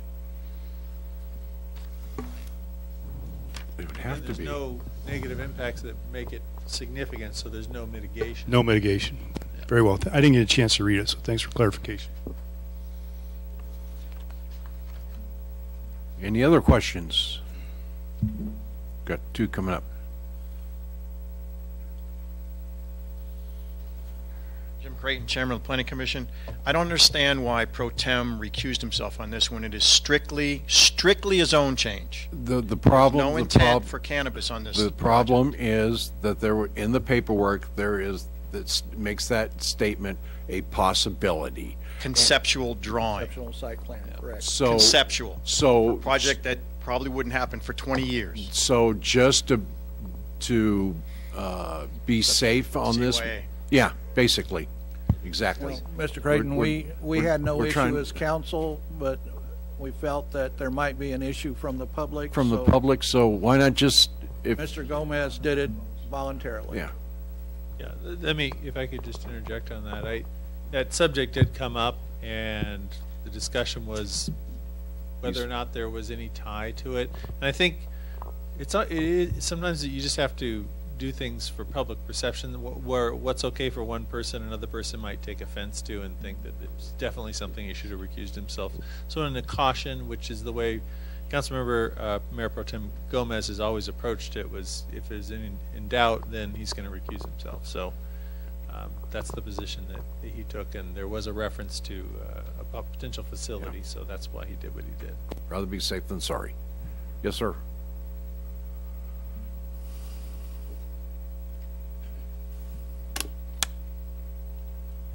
Again, Russell Michael.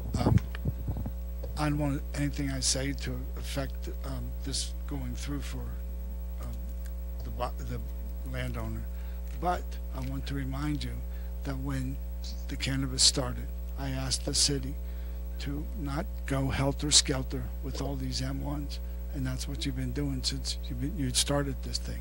And we have people who own M1 properties, M2 properties in this city, and you are depriving them of making headway.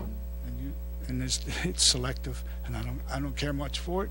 Like I say, I hope this. I don't want to affect this going through because you need the cannabis business, but you are depriving property owners of because we didn't put the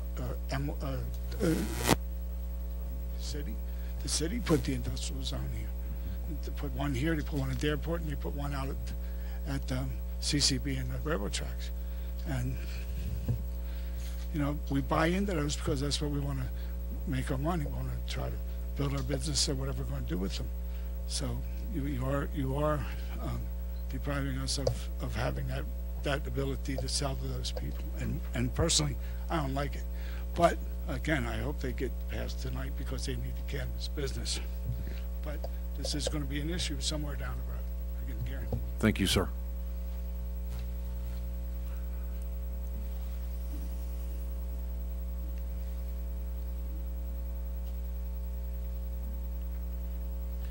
Councilmember,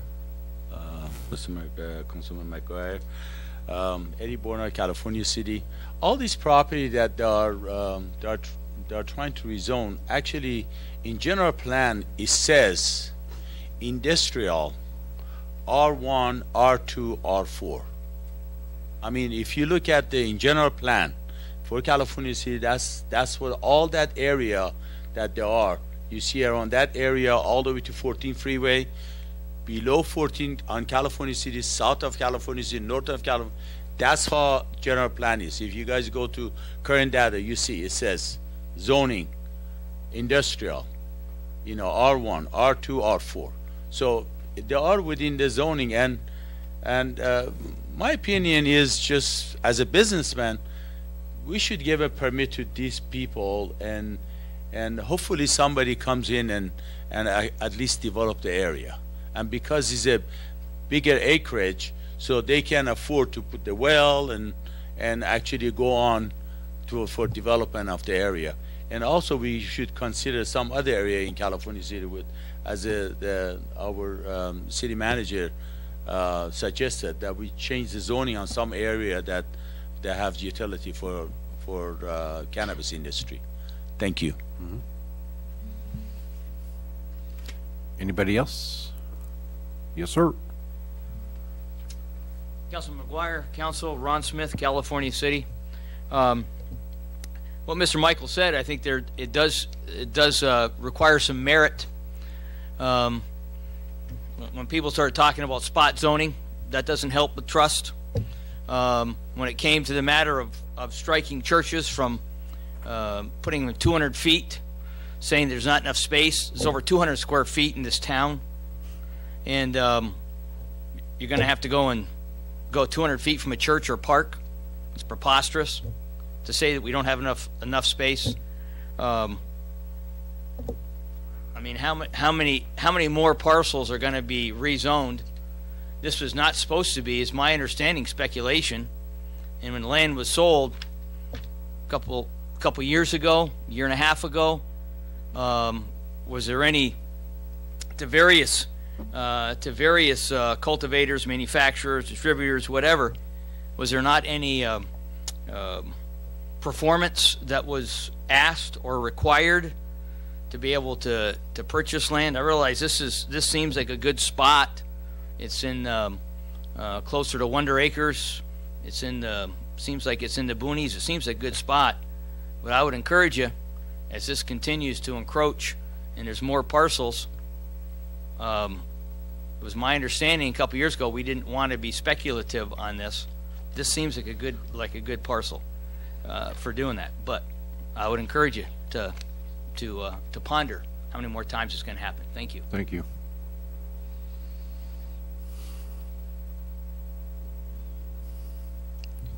Jason Meister again. I want to get up and speak on behalf of Devery Grimshaw. It's her property, been in her family for a long time. I helped her go through the process with the city up to this point for the rezone.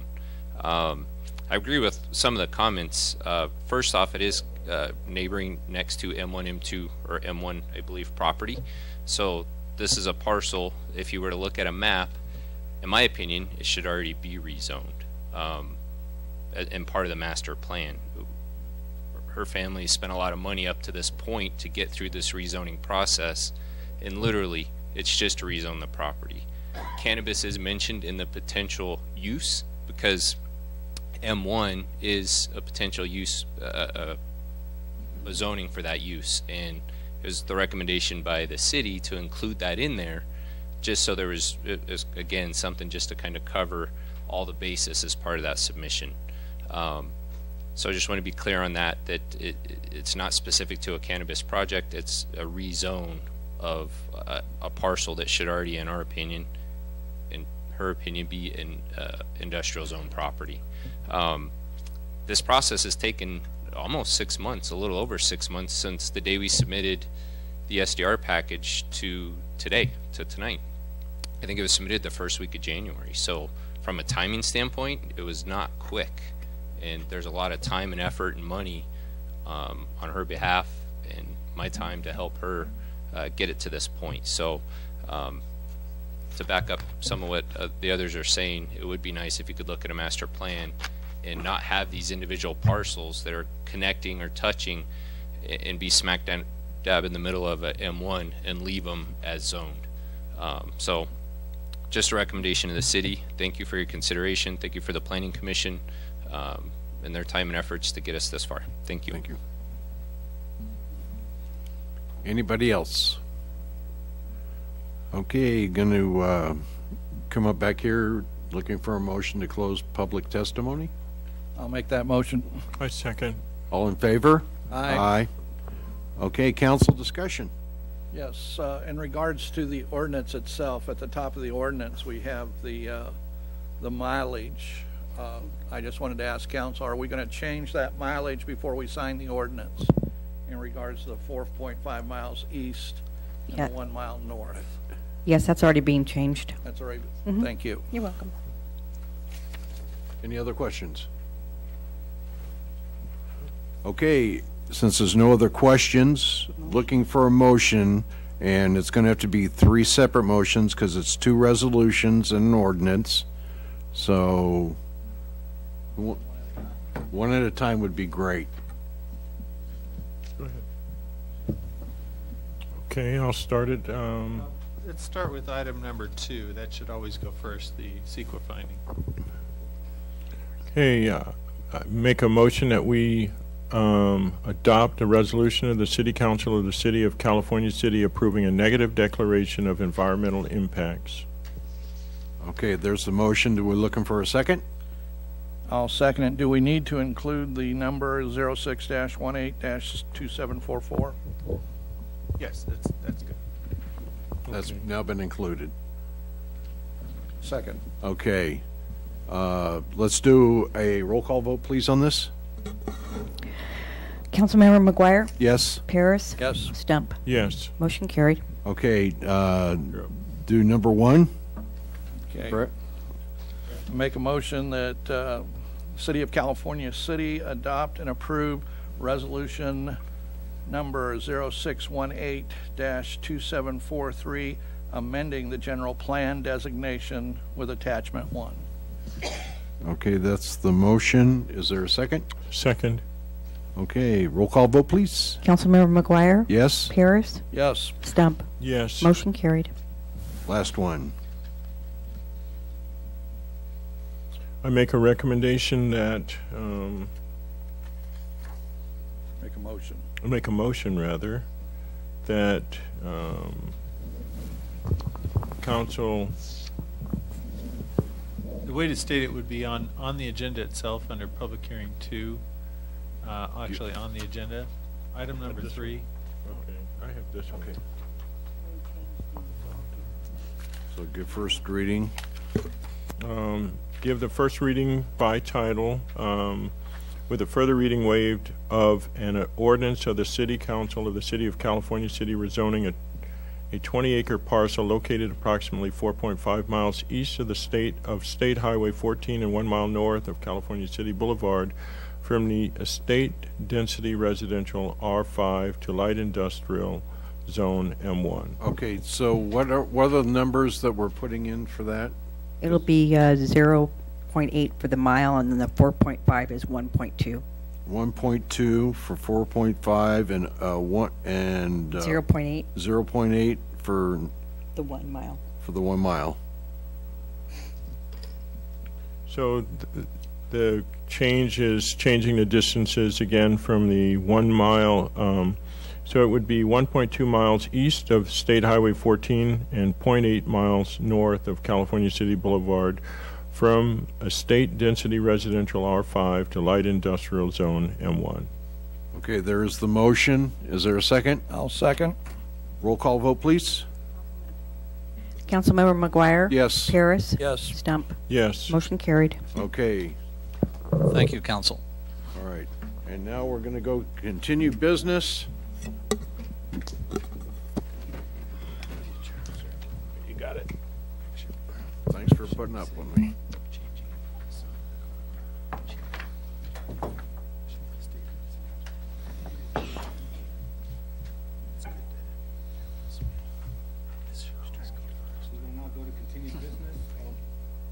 My apologies. We will now go to continued business. Interim July 2018 to August 2018 budget. Mr. City Manager. Well, in many ways, this will be one of the easiest budgets you'll ever do, but at the same time, it's a very hard one because it's a difficult task that we're facing.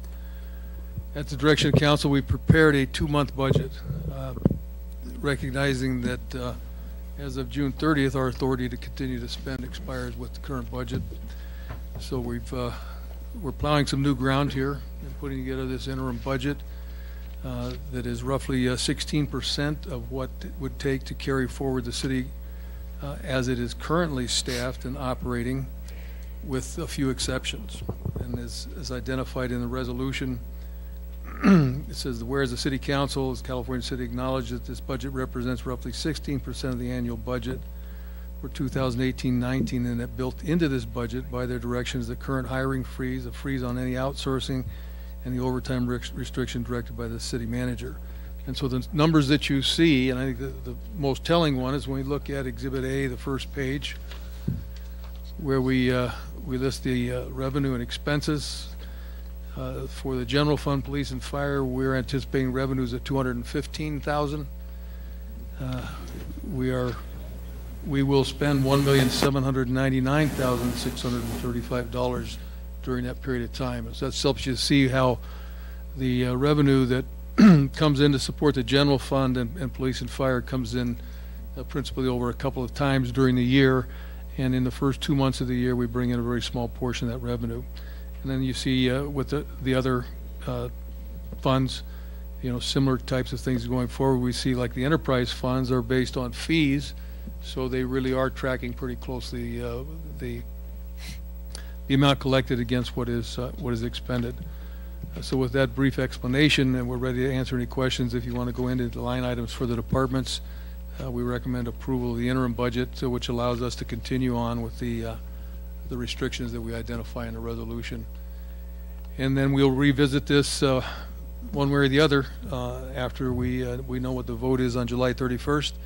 If the vote's yes, then we will be putting together a more robust budget for the remainder of the year. If the answer is no, then we will have to face up to the realities and start making some adjustments on a long-term basis. Thank you, Mr. City Manager. Council? Any questions? Yes.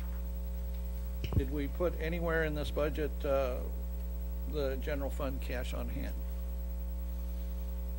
Well, it's just inherent in the fund balance is all. So we're not expending anything from the fund balance. That would be adjusted when we finally decide how the year ends. But yeah, the fund balance is still existent. And so the authority to spend is with the fund balance. So it stays with the fund balance. That's what I'm trying to say. I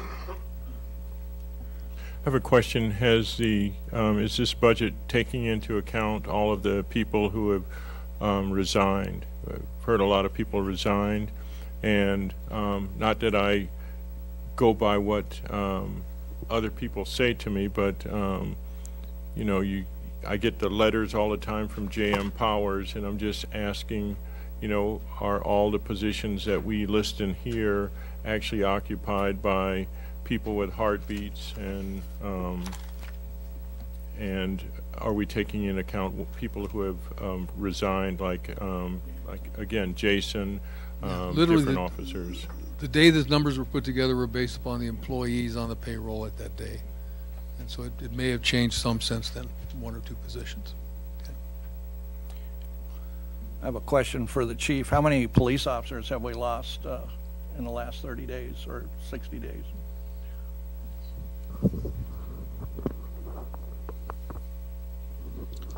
We have two. Two? Okay, thank you. Anyone else? Yeah, I've still got more. You do? Yes, I do. Okay. On, it doesn't have a page number, let's see, so. On tab 1, very first page where it says general fund expenses,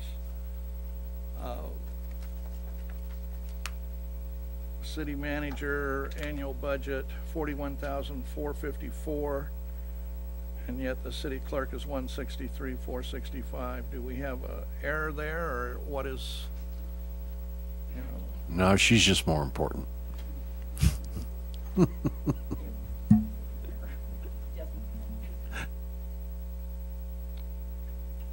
Did you say decimal point, you said?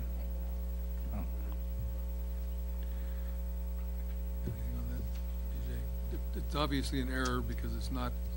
Well, we could pay you that, Bob, if that's what you would like.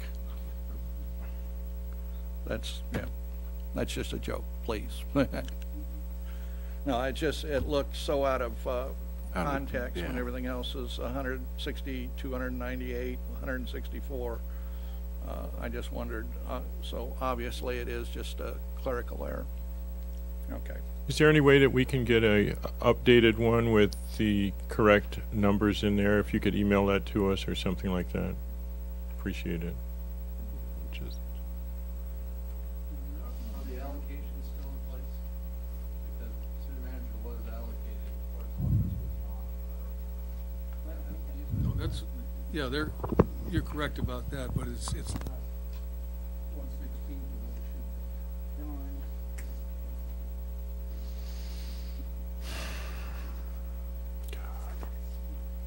And then if we go to pool and marina,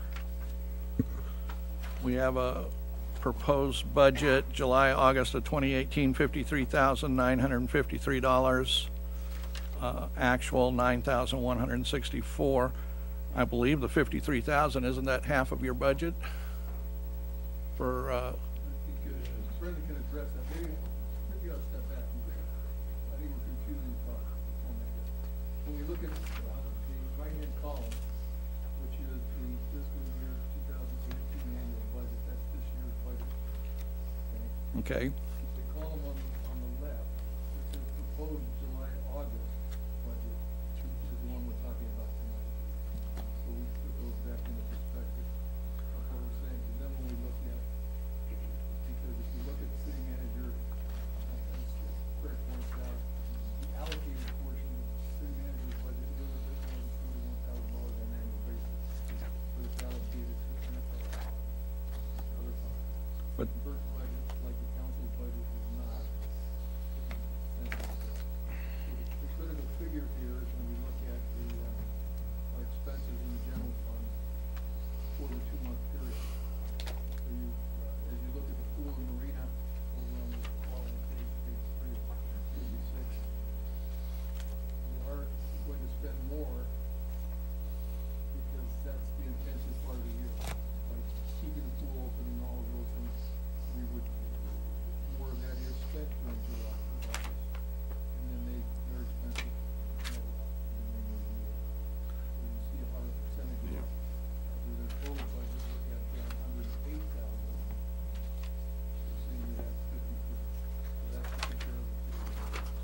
And just so the annual is 108, and yet in 2 months we're spending 53,953, and that's the hottest part of the year when the pool's most active. I just wanted to make sure we were accurate or at least close on that. I see an agreement from. We're good. I just find this. I have a degree in accounting, and I look at this, and it's difficult for me to look through this. So somebody who doesn't have a degree in accounting, I don't know. It doesn't make sense, Gene, because this isn't what we should be doing. There isn't really a precedent for how you do this. Brian, there's a figure of roughly a monthly basis is 80. So if I carry these forward for 2 months, it's roughly 60%. Some of the targets that we try to have to do. We simply gives us the authority to continue on until we make the larger decision. So there's no question. Excuse me. We have the authority to keep the people employed. It may be entirely possible by the end of July, we would have to even adjust these to get us to the end of August because let's see what actually happens in the operation. These are projections based upon rounding things to the 8%. The cyclical relationship to with reality is facing the city. It gets us started.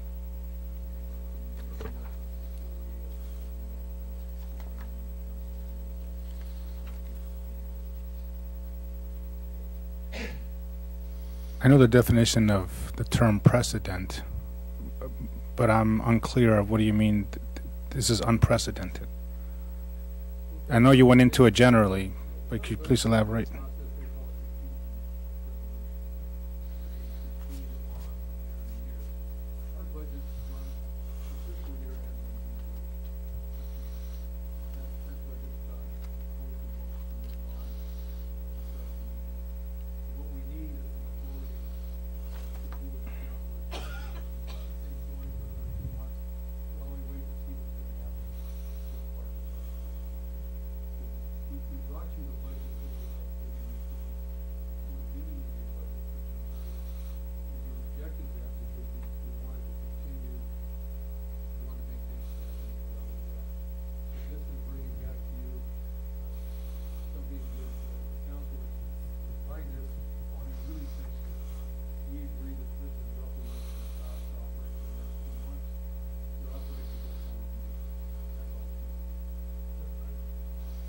Having worked. And that's why I say there's no precedent for that because I couldn't find anywhere in the state code or in the city code that allows us to do a 2-month project.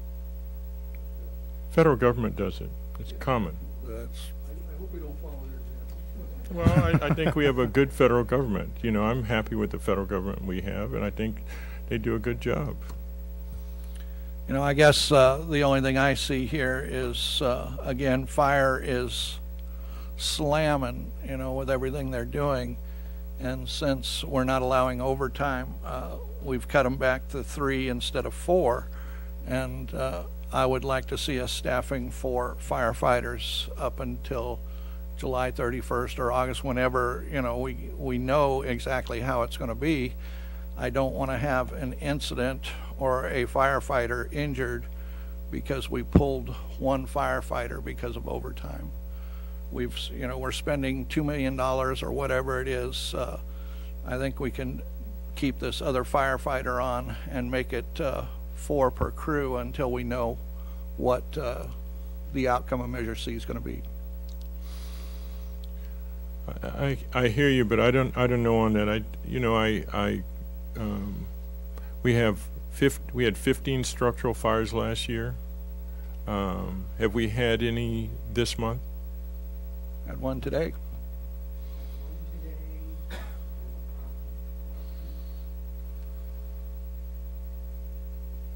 Had one within the city today, and I was the 4th firefighter.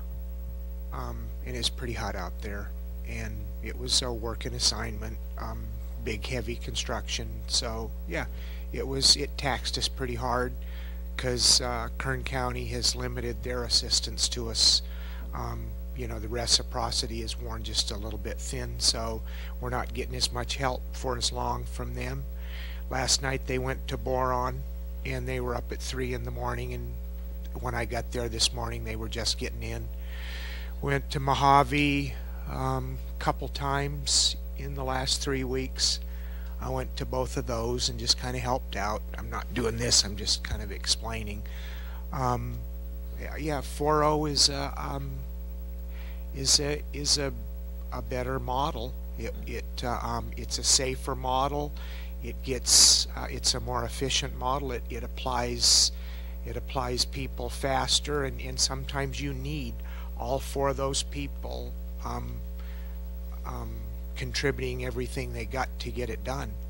But Chief, if I remember, for the city manager had recommended a budget, the last budget that he presented to us, and you agreed to 3 firefighters. Yeah, I do what I'm told.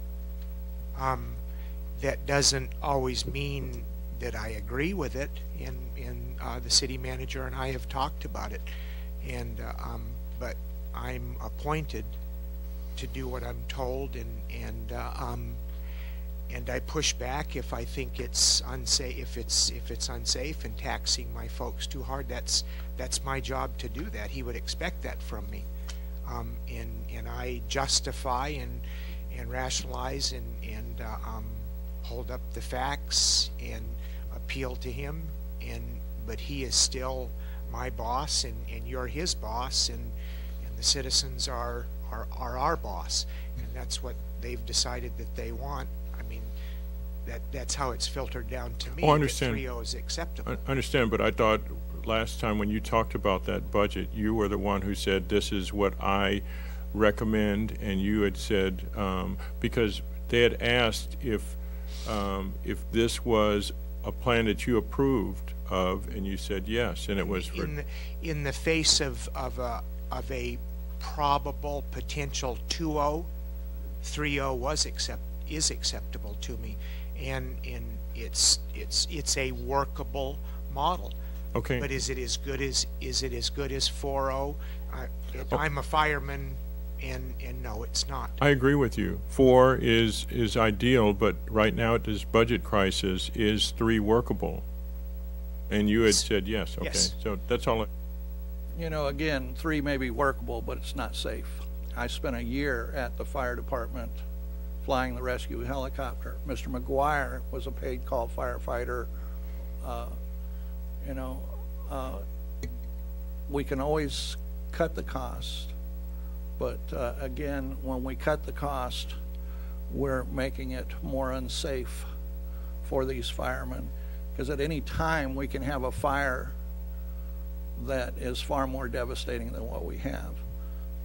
I just can't see where 2 months of one firefighter being on it until we determine what Measure C does is, I think their safety is more critical than the money.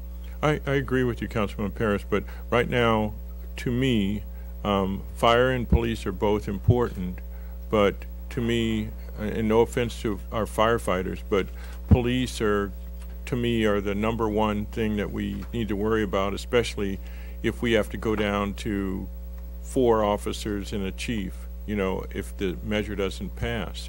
And so my personal safety with police is something that I do not ever want to, you know, to make bare minimum. And fire I don't want to either, but the question that I asked you earlier is, and I agree with what 4 is ideal, but I asked you, will 3 do? And you had said that previously when you had presented the budget a couple of weeks ago. So I'm just asking you, you know, if 3 will do, and when you are here on duty, you can fill in as that 4th person, like you said you did today. And to consider me a bona fide firefighter, yeah, I am, and I'll get the job done, but I believe we might be on a little bit of thin ice as far as what the union might consider. Okay. You know, again, we have a union contract with them that says 4.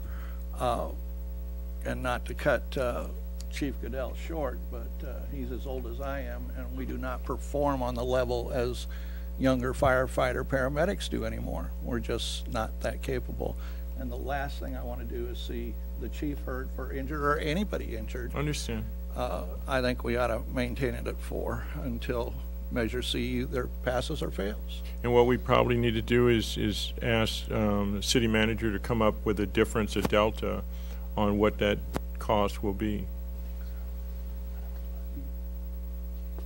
2 things. One, there's enough money in the 2-month budget to it's 1/12 of 1/16 of $180,000, which is what would take we don't need to put more money in there.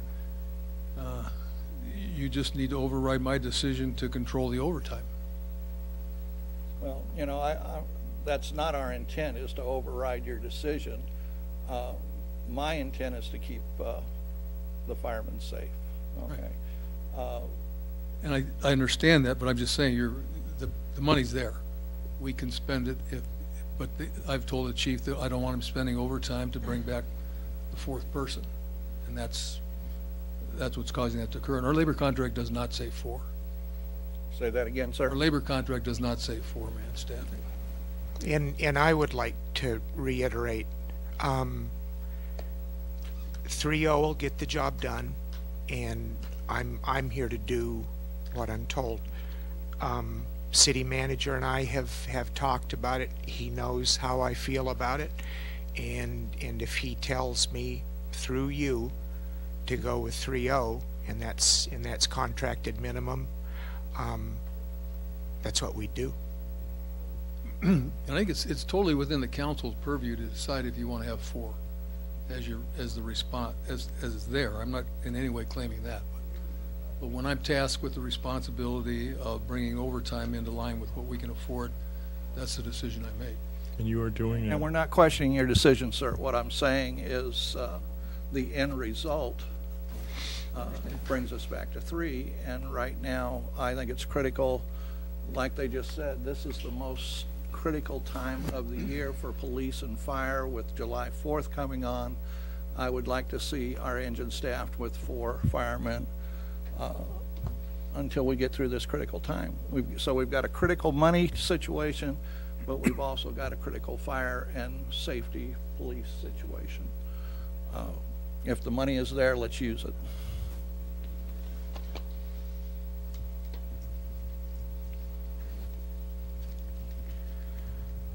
Mr. McGuire, you have anything?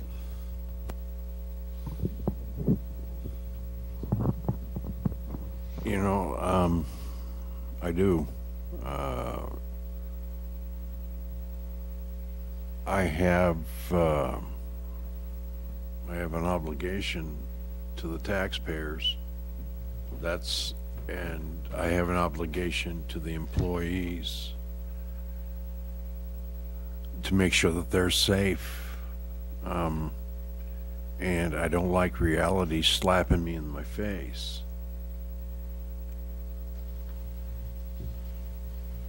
I would like to be able to pass the buck and just say, tell me, public, what do you want?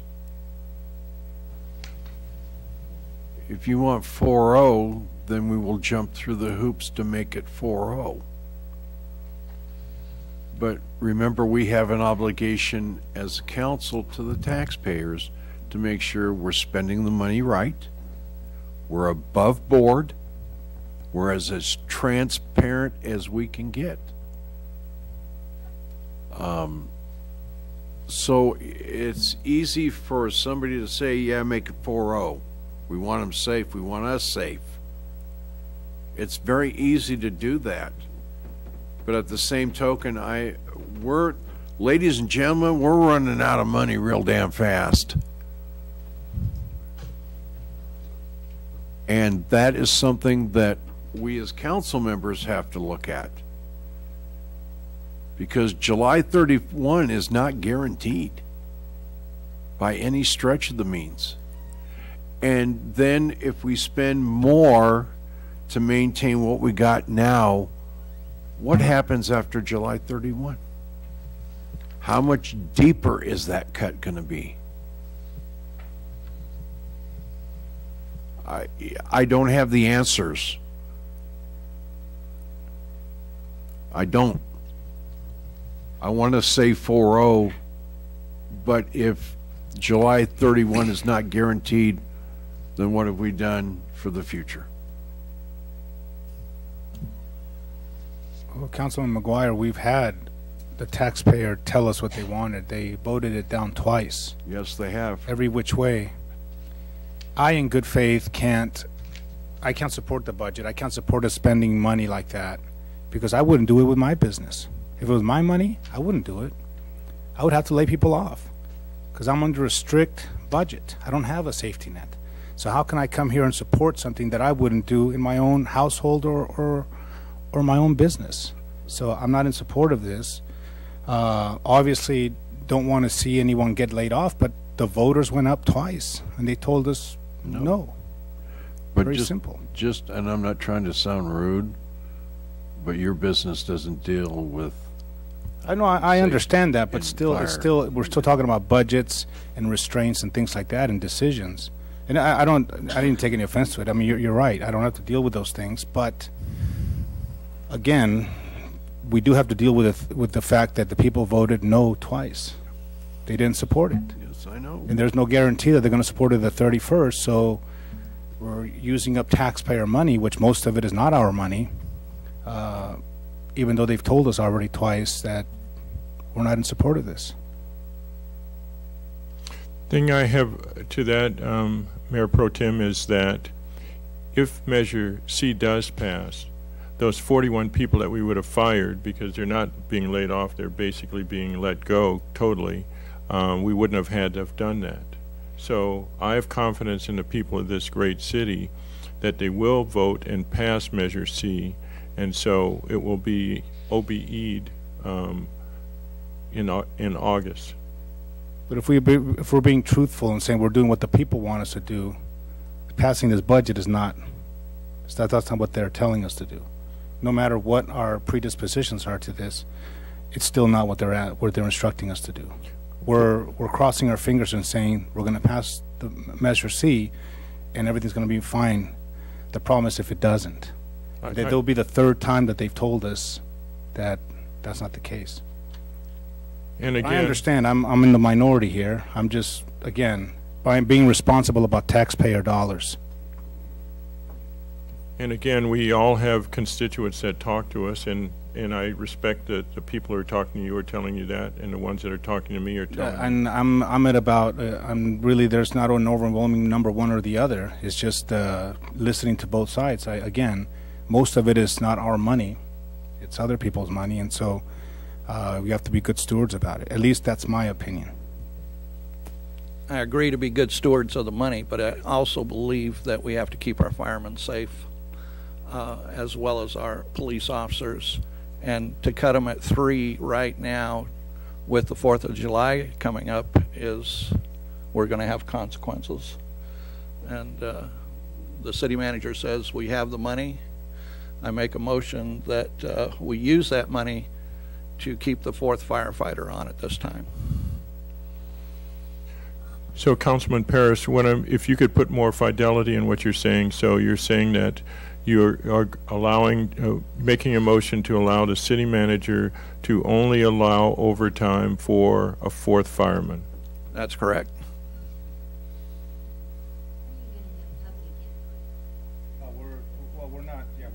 I'm sorry, we're not making, thank you for pointing that out, we're not making motions yet. We have to still have to take public comment after. This is just council discussion. Okay, public comment's open. The line starts right here.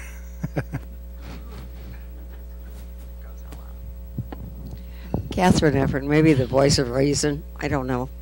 I think so. I think this is what I could tell you, having been here through many 4th of Julys and watched many firemen out working night and day along with our police department. Why can't we allow the overtime over? This week is the heaviest week. It's that simple. We get a lot of little fires, we get brush fires, we get all kinds of things. But if we allowed that, and I beg to differ with Mr. Stump, 4 firefighters is not ideal. When my house burned, there were 17 firefighters. I could not save my house. They came from Inyokern, Mojave, and Cal City. So 4 firefighters are not ideal. 5 firefighters are close. 6 firefighters on a shift is much better and almost ideal. Do you know what the ideal is for the amount of people that we have in this town? Just reading the statistics, they're talking 7 to 10 firefighters per shift. The only way we're going to get there is not only pass Measure C, but add a lot of bucks to it. So I would ask you, I think the most important thing, yes, it's taxpayers' money. I'm one of those. I pay a lot of it. But at the same time, you are entrusted with making a decision that is best for the city and for the citizens.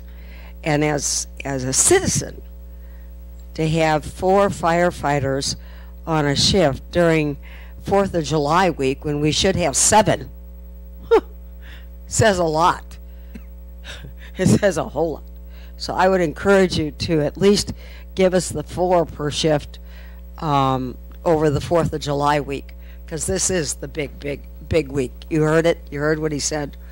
And volunteer firemen don't cut it, especially over 4th of July. So we don't have time to train more, I don't think, and I don't know how many we have that are available now to come on as a volunteer. But I would encourage you to consider the citizens' safety at this point more than the dollars, because dollars don't buy lives. Thank you. Thank you, Ms. Efford.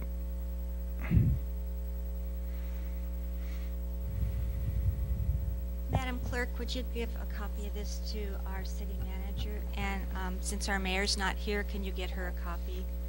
Thank you. Ilona Eubank. I do think you should approve the budget, but I think you should implement some furlough days. Thank you. And reduced hours for City Hall and parks. Instead of giving the money back to the employees, which they have lost from the furloughs and reduced hours if Measure B passes, allow them to use those for days for their vacation time. They would be getting paid, and there would be no issue of a gift of public funds. While this may not appear to create a savings, it will reduce the amount of money that will have to be paid out if, in fact, layoffs are required. There also needs to be an exit strategy to reduce the workforce through layoffs should Measure C not pass. Also, pink slips should go out to meet the time limits required by law. The layoffs need to happen as soon as possible if the tax does not pass. If you wait a full month more money will be spent that our city doesn't have and won't be able to replenish should it be headed for any catastrophic events. The city reserves are being spent down to buy a short-term reprieve. It's necessary for taxpayers' money to be spent wisely. The voters need to know that you have some skin in the game. It's not enough for you to attempt to save a few for a few months, and if in doing so cause the city worse damage than the approximately $110,000 that was already spent on Measures A, B, and C. Thank you.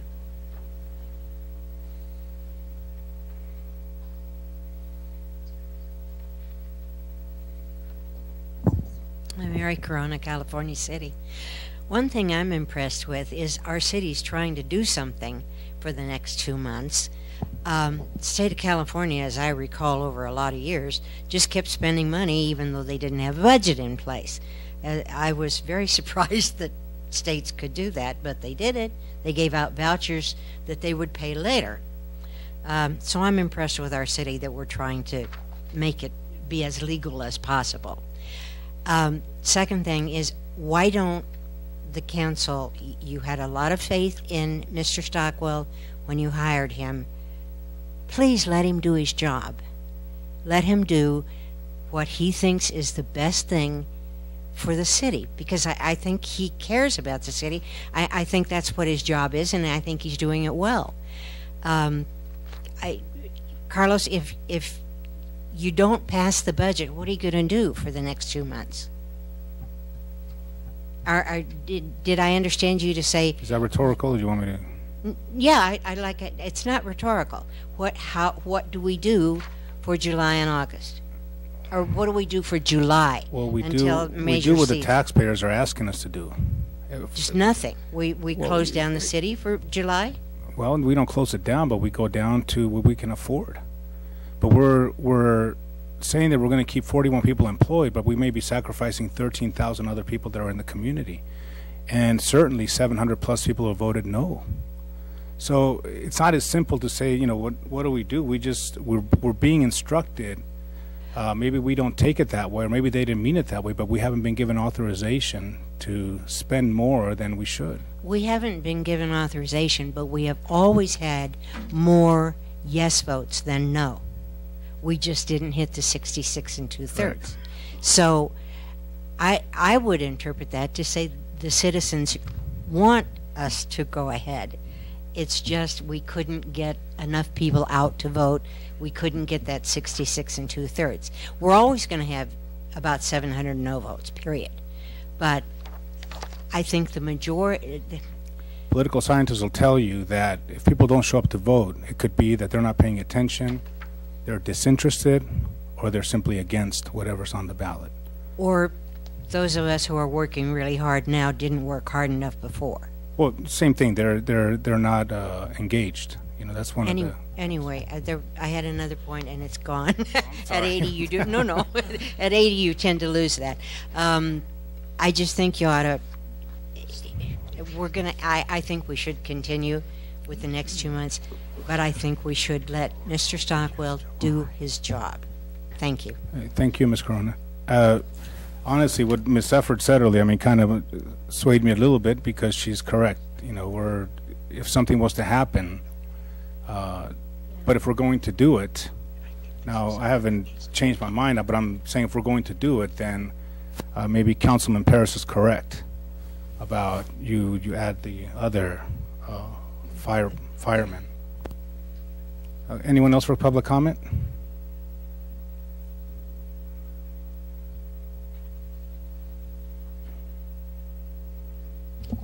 Good evening, Al Hudson again.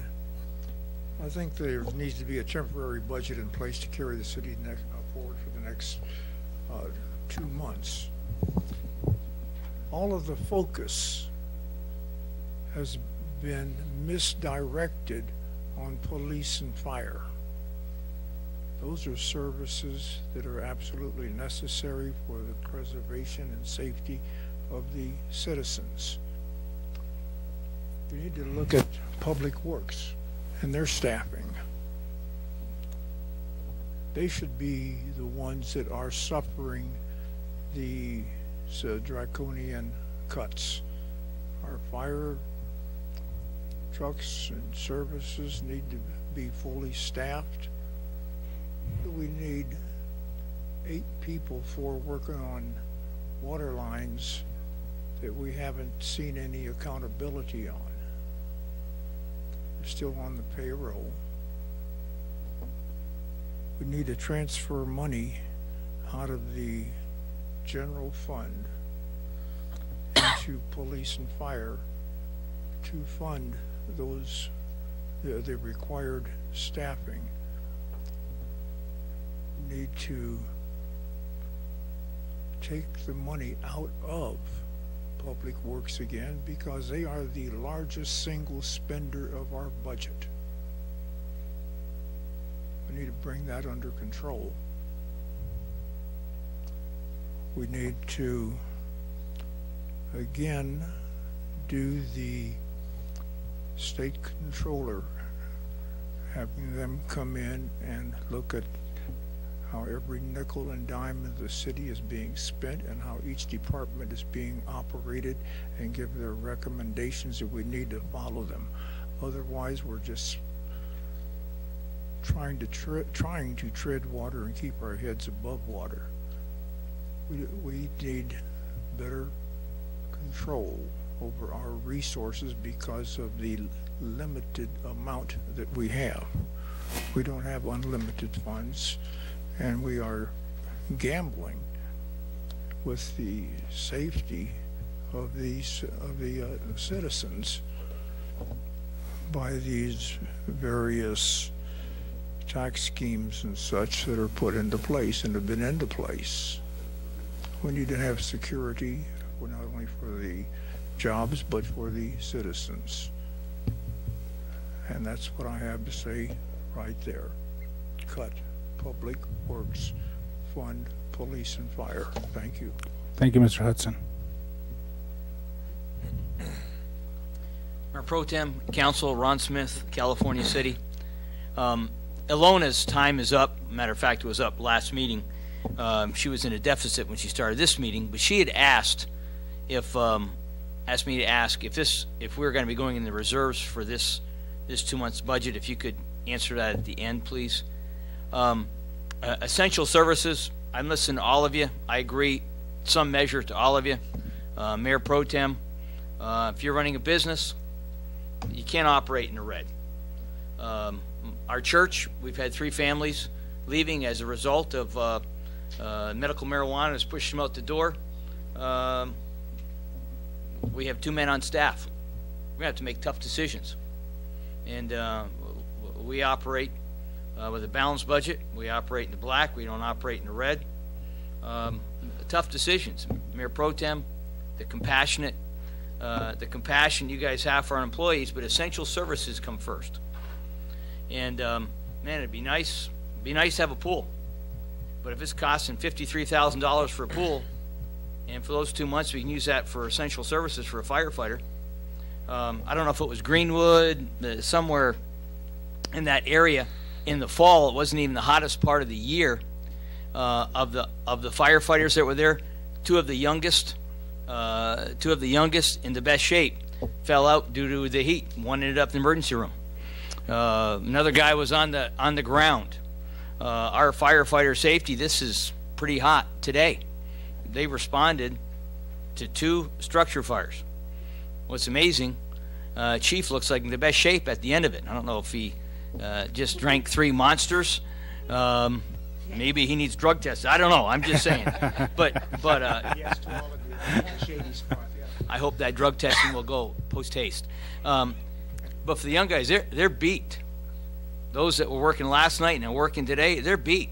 If they have a house fire tonight, it's a safety issue. The 2 in, 2 out. I want to remind you that this is not June the 30th yet. And 6 years ago, the taxpayers were promised 4 firefighters. I realize that ends June 30th. It's kind of a mute point, but right now it's not helping the trust issue.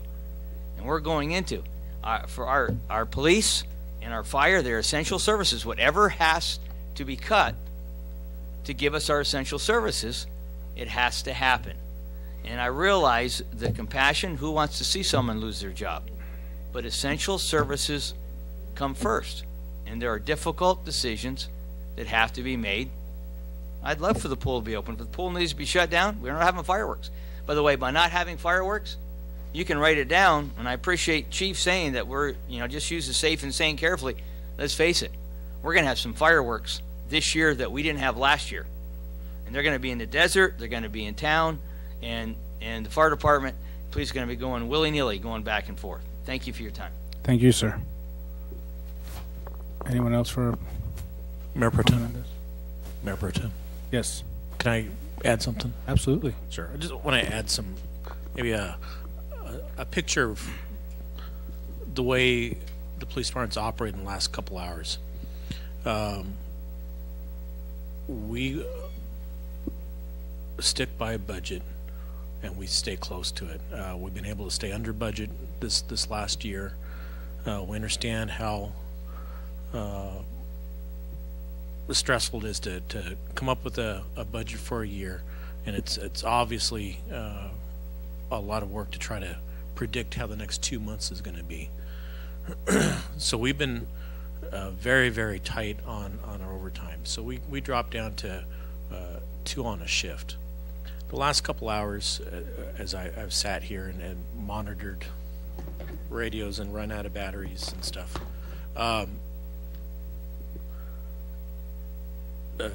Pastor Smith was lucky on his response for his alarm call. Our average response call to alarms since we've been here is an hour. That's because we've been ferrying prisoners to and from Bakersfield all day. Otherwise, we would have just myself responding to the calls if we didn't have personnel holding over their shifts just to work and provide some level of service while the transports are going on. Arguments, calls we had tonight were no violence, just arguments about 30 minutes before we're getting there. We just responded to another break-in on the north side of town. It's an hour and a half. So as we look at the budget tonight, it's a matter of what level of service can we afford and what level of service council decides we want to give the community. The amount of overtime, again, we want to be very cautious of how we spend it. If there's more allowed, we can bring in more officers on the overtime. If not, if we want to have alarm calls penned for an hour and a half, disturbances penned for 30 minutes, 45 minutes, that's fine. We will use and spend what we're allotted, but it comes down to the level of service that you as council must decide what we are going to go with. It's much different than it was 6 months ago. Obviously, I was much different than it was a few days ago with Pastor Smith's alarm. But we're going to have anomalies throughout the day. It's getting warm. Again, this next week is going to be pretty crazy. So this is no easy decision, but whatever is allotted, we'll make sure that we use it efficiently. And again, we're just waiting for a word on what level of service you want us to provide for this community. Thank you. Thank you, sir.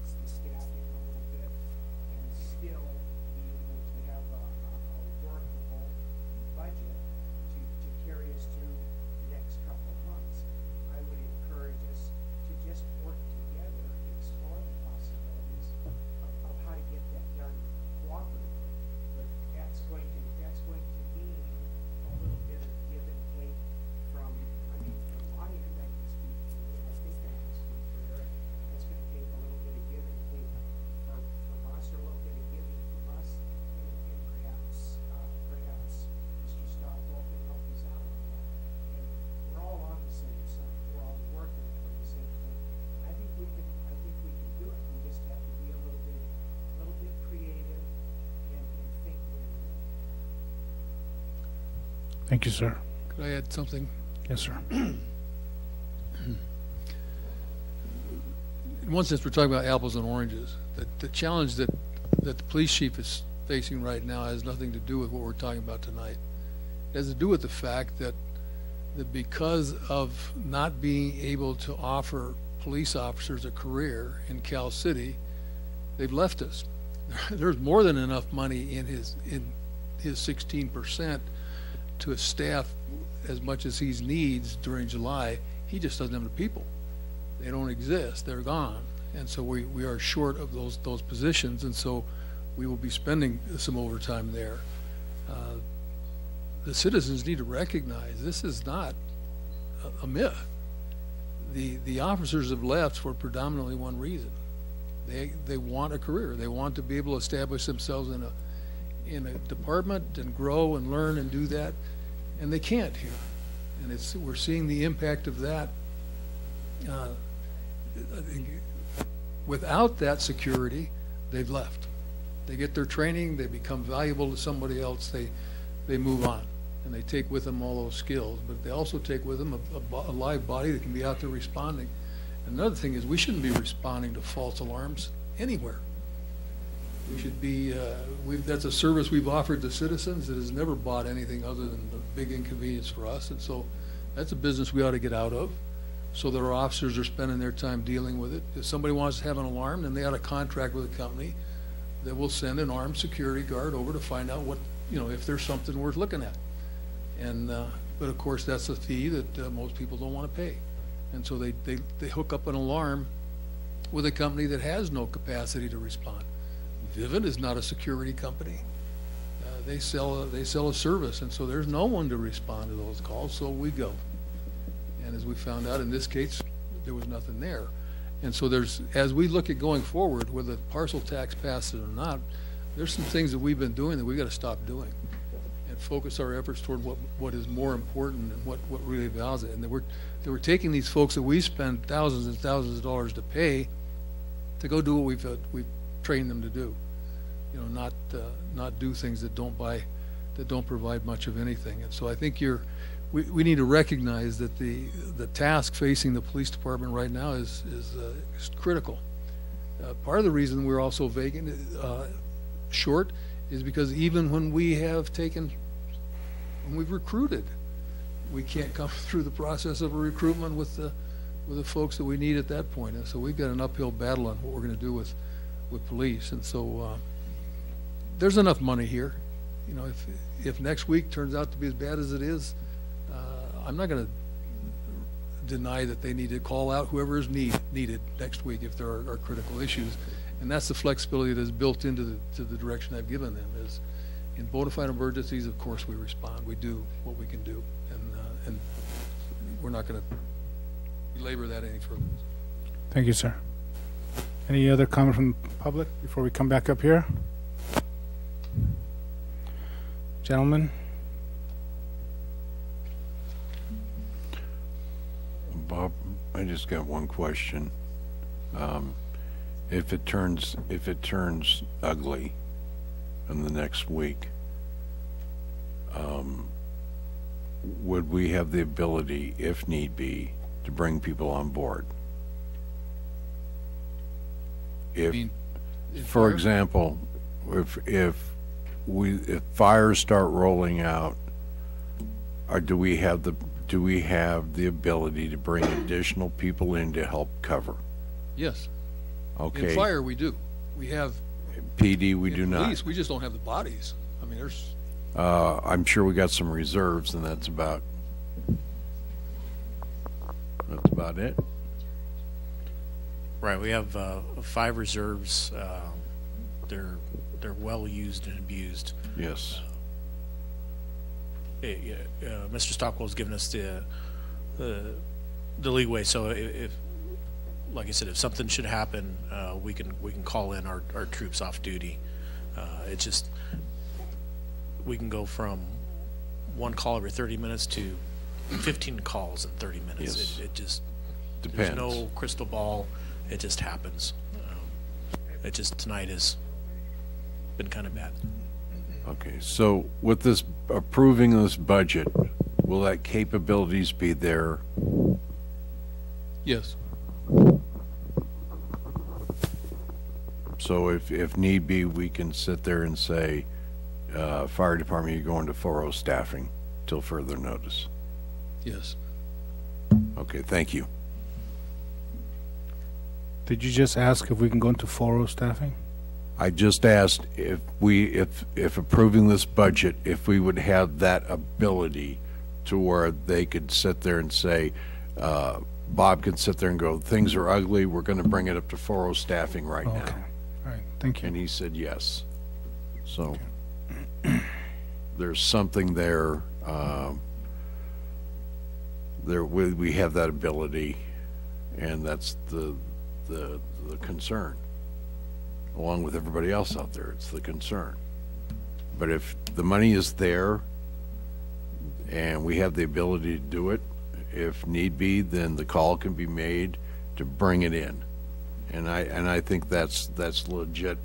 That's a legit form.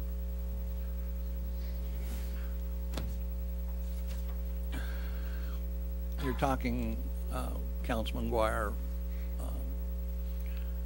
pushing the envelope there. What I would like to do is make the motion that we go to 4.0 staffing on the fire truck. The city manager says we have the money. If we pass this budget, we'll pass the budget and go to 4.0 staffing. So my motion would be, let's go to 4.0 staffing on the fire truck right now. Can we do that? I think really what's on the agenda is the budget, and that would be something, and then the actual staffing would be the city manager's. At his discretion? Okay. I mean, there's funding questions about what you fund, but what's on the agenda. Well, the city manager's already stated that the funds are there. He doesn't need direction to add the additional. I think he's pretty intelligent. Well, I think I'm just. I think the council's stepping off into the arena they shouldn't be in. Okay. The labor contract doesn't call for 4. For the council to mandate 4, unless you've. What I've heard tonight is that at least on a week by week basis, if we've got problems, we'll maintain 4.0. But if we're not facing something, then we staff what we need to be. Kern County has 3 people on a company. That's all they ever respond with, and so we need to remember that. Our problem here isn't that we have 4. We should have 6 on duty at any given time, so that we could respond with 2 full engine companies. Then we've got a fire department. Right now we've got half of a fire department, and we keep telling people we got a whole fire department. And I think that's where where we need to be headed, is not for 4.0 staffing, but our first goal needs to be 2 fully staffed 3-person engine companies. Then we've got the ability to deal with what we need to deal with. And I think that's something we'll deal with through our labor negotiations and in setting the budgets. But if the council's saying that there's concern that dropping below 4.0 at this point is critical, then to the extent that the funds for these two months allow us to do that, I'll continue to do that. We'll modify the direction to the staff. Well, I think what we're doing is we are, in a way, taking the fire chief's concerns also, based on what he said today. That they're strained with the way they are right now, with the number of people that are responding. Yeah, so it's not necessarily just maybe save Councilman Paris, but I think some of it also has to do with making sure that our fire chief and our fire department are able to do their job correctly. Gentlemen, any other questions? No. So, what do you want to do about the budget? Is there a second call? Yeah, let's give him a second. This is rather important. Let's give him a second. Okay. This is a little important. Yes, sir. Go ahead and come up.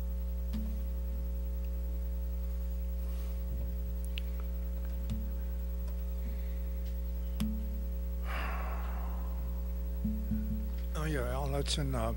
I've got a problem. The problem that I have is that the former finance director, Jeannie Olafin, she confronted these issues on lack of funds and what happens if the special tax didn't pass. And she said that the city didn't need to worry about it because there was sufficient funds to keep the city operating indefinitely without special tax. So maybe we just ought to bring Jeannie in, pay her to come in, the council interview her to find out what her premise was predicated on. That would be a lot, that would be really, really enlightening, and get rid of these scare tactics that are counterproductive. Thank you. Just to let you know, Al, she stated to me she misquoted that statement. Just letting you know what she told me.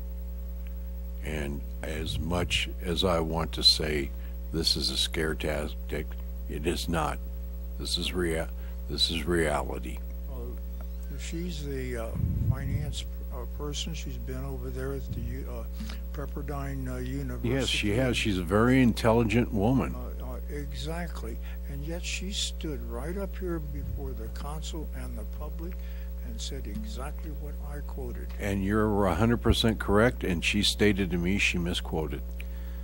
Mr. Hudson, after the June 2017 measure failed, I had a meeting with the former city manager, because at that time the mayor was on vacation, and our former finance director. She said the same thing to me.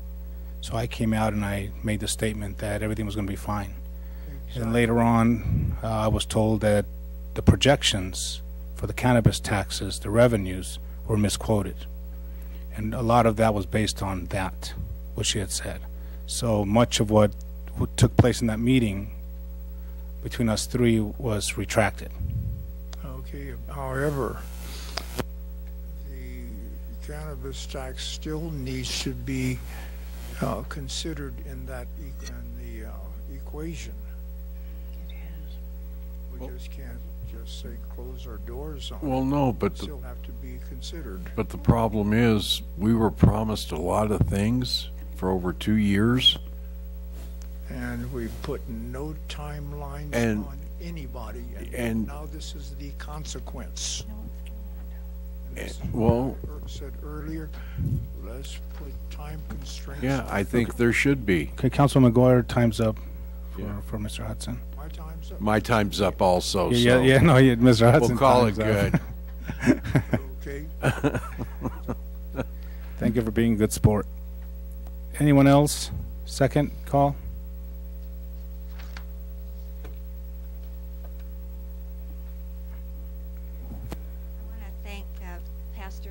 For asking a question for me, but I think we didn't hear your answer. Yeah, I was going to ask regarding if we're going into the reserves, right? Yes.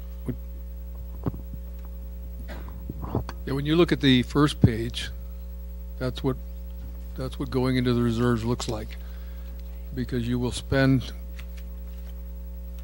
$1,500,000 more than you bring in, and so that automatically every year in July, August, we go into the reserves, because our revenues don't come in until later into the year, and so that's why you carry reserves. So yeah, by definition, you go into reserves, within the first couple of days of July, but that's normal.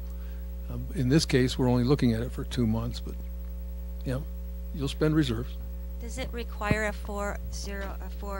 all of them have to vote in favor of this, since we're going into the reserve money, or is there no connection? No, there's none. That's a rule the council has put on itself, and so that's not.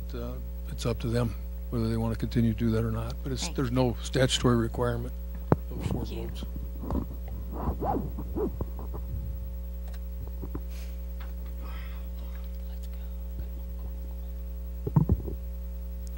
Anyone else? Okay, we'll bring it back up here. What would you guys like to do?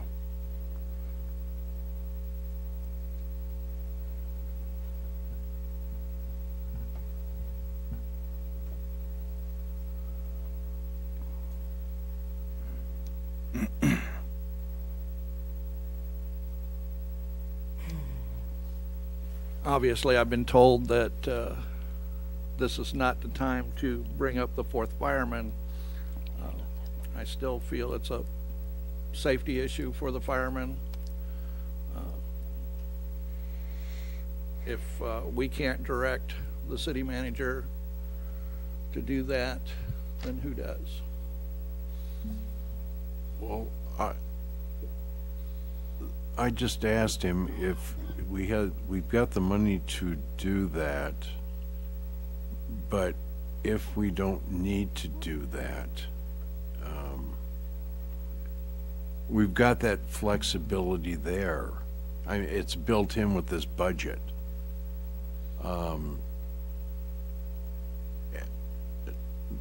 Bob's had a lot on his plate. Absolutely. And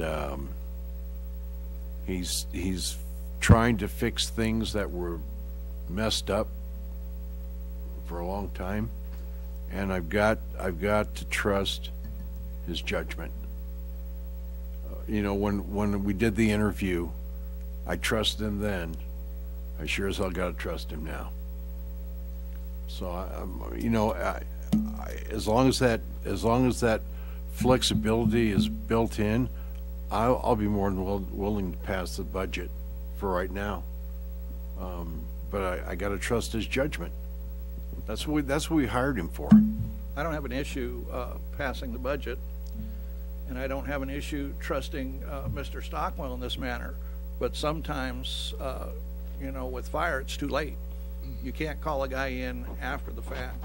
You're 100% correct. And that's why I'm saying staff it, especially for the just for the week, the season. Well, right now it's only June 26th, so so we go to 4.0 staffing the first week of July, and then if need to be back up, then we can back off. Would that be acceptable? Chief Goodell? Maybe I could address that so we don't get because it's going to be becoming a union thing eventually. Yeah, and that's what I like to stress is, and to clarify my statement, of course the council can direct me as to what level of staffing we need to have in the fire department. I'm not in any way indicating the council doesn't have that authority. What I'm saying to you is that if you look at your entire budget right now, we gave you your staffing document. There's 150 something odd positions authorized in the city. There's nothing in the city regulations that require me to fill all 153 of those positions. The council decides what the maximum number of employees are. The city manager and the department heads decide how many of those positions will be filled at any given time. And so the council retains its control by saying, this is the maximum you can have. This is your organization, all you can do. We then make the operational decisions on what happens with those authorizations. So I don't want to be misinterpreted or misrepresented saying that the council doesn't have the authority to direct that. Of course the council does. But if we start getting into setting minimum staffing, that becomes a very dangerous situation as far as labor contracts and everything else. So we need to be careful. But what I'm saying to you is there is sufficient money in the 2 months for us to provide, if necessary, 4-man staffing in the engines. And I've heard your concerns, and I will address those concerns as we look at it week by week as we go through hopefully this temporary time looking at that. So I've heard your concerns, and we'll work with the departments to implement as closely as possible the things that you said. Thank you, sir. Gentlemen? Okay, a motion's been made, and by Dawn, so. I think that was regarding the 4th. That was the 4.0 staffing. Yeah. You still keep your motion there, or you withdraw it after what the city manager has said? You know, I don't have an issue with Bob doing the staffing, but I still think the council, I think with the 4th of July coming up, we need to put a man on there, and not for a week. It's gonna, this is fire season. This is when they're gonna get hit the hardest right now. with the 4th of July. And then you all know that afterwards, fireworks go off for the next month. You know, they're always, every night we're seeing bottle rockets going off. And Chief Goodell would like to make a comment.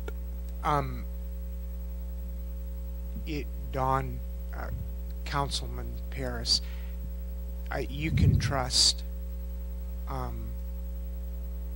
city manager and I to work that out. I feel I trust Bob, and I think that will get me taken care of. Okay. And I think if we just focus on if we want to accept this budget or not, that would be good, and then let Mr. Stockwell and the department heads work out how it's done, and I'll give my recommendations, and I know they will not fall on deaf ears. Okay, thank you, sir. You okay with that?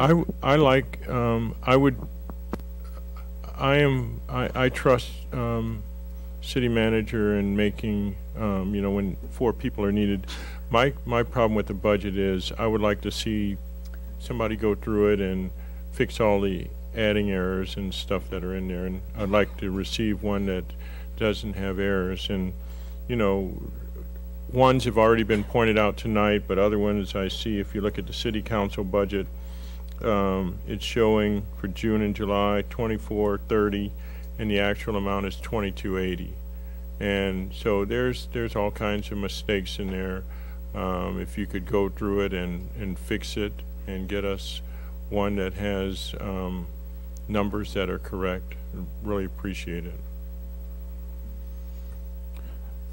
Do we have a motion? We still got one on the table. they're on my motion. You have not? No, I'm going to keep my motion. If you guys want to not second it and not pass it, that's fine, but I'm going to keep my motion. Let me ask you this. Are you willing to modify it in that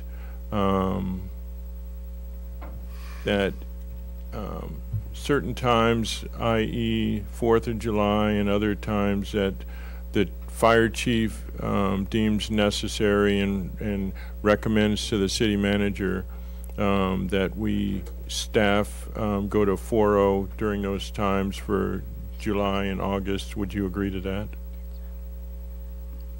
City manager, I don't mean to argue this point, but the city manager has the final say so. Understand. And the fire chief can make the recommendation, but the bottom line, it falls on that man there that we hired, and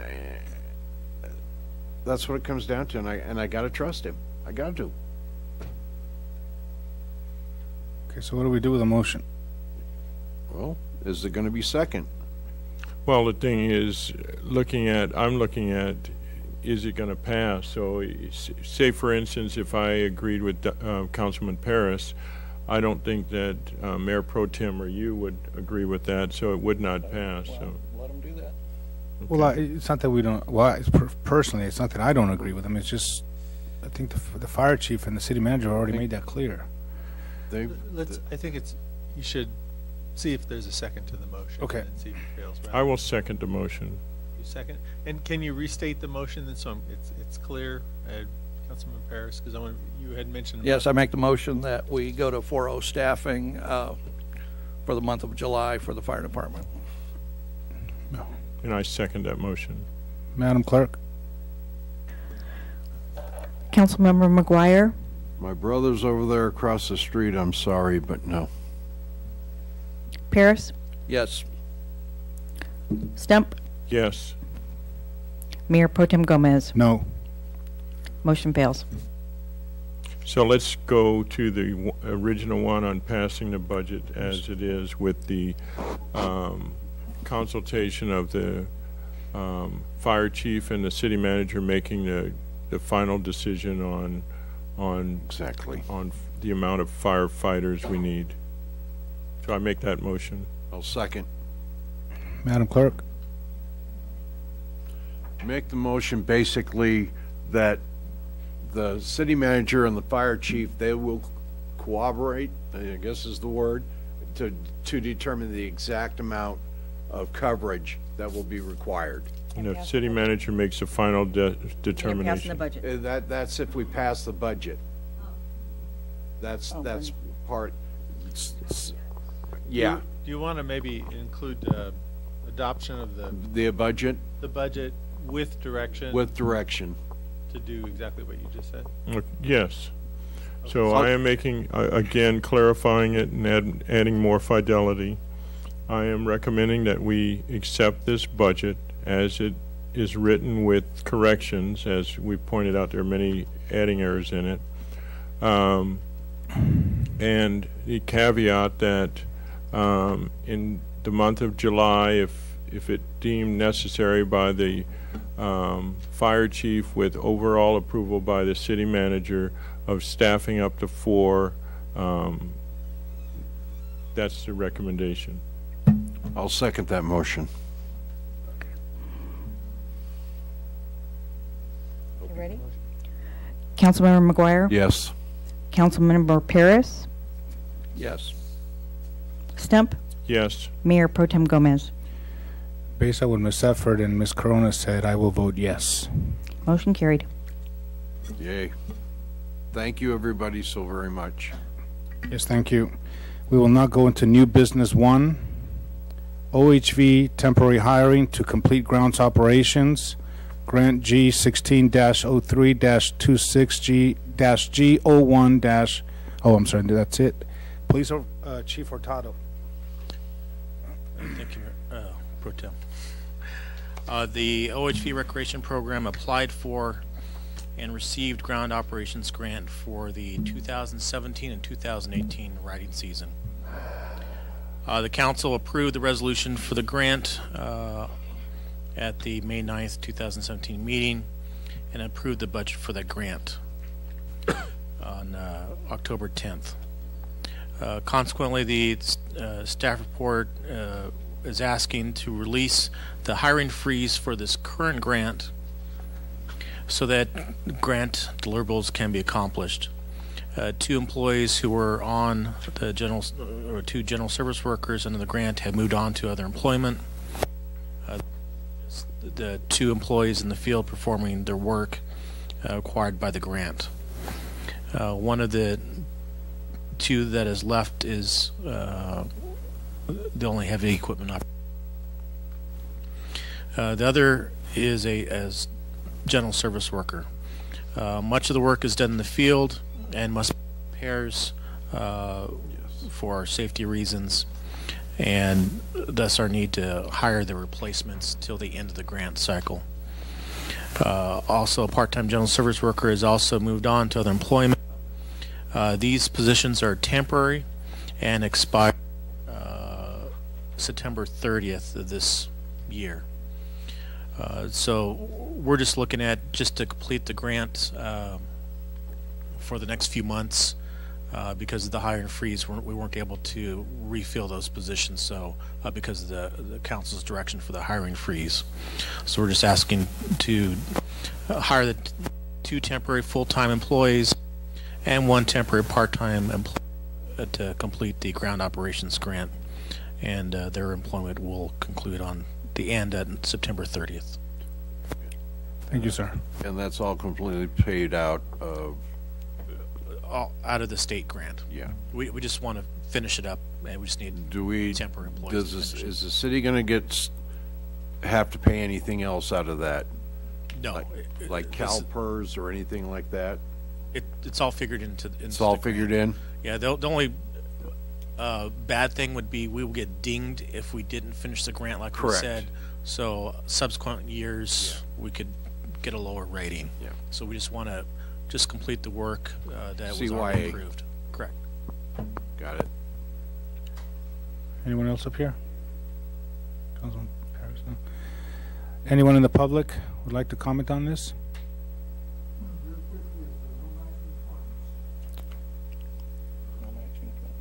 Do we have? There's in-kind. Karen, do you want to address that? Yeah, go ahead.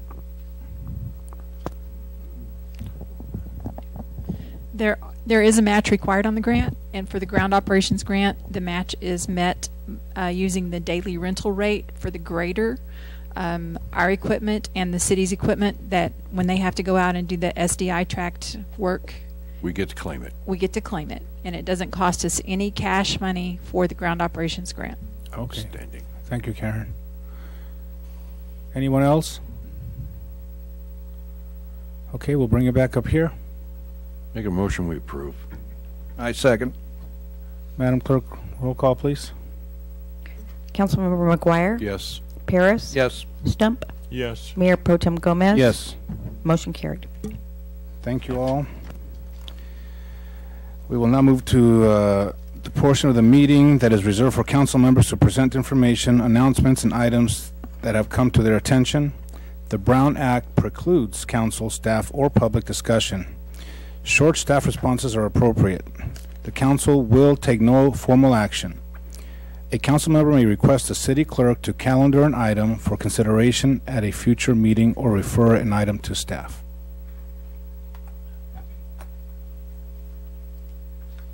Yes, in regards to when Councilman Stump and I first were sworn in, we had 2 SDI tracts or pieces of property that we sold with contracts. We haven't heard in quite some time anything in regards to those contracts. I believe there was 11 acres and 29 acres. I would like staff to just appraise us of what the status of them are at this point, whether we've renegotiated the contract or what the status of the contract is. Thank you. Thank you, Councilman. Anyone else? Yeah, I just want to thank staff for putting up with us tonight, for the public for putting up with us tonight, for putting up with each other. These are some hard times. They're not fun, and you try and do it without emotion, and it's hard as hell. So forgive me for that, but thank everybody very much. And thank you, gentlemen, for everything you do up here. Thank you, staff. Thanks to the audience for making it tonight. You could have been doing something else, but you're doing your civic duty. I really appreciate that. I make a motion. I'll second. All in favor? Aye. Aye. Good job. So, question I had for you is, so if I come, there's no problem with having 2 people from the same city? Yeah, the ones that we sold the monster. Is it RDA? No, I'm not trying to get paid.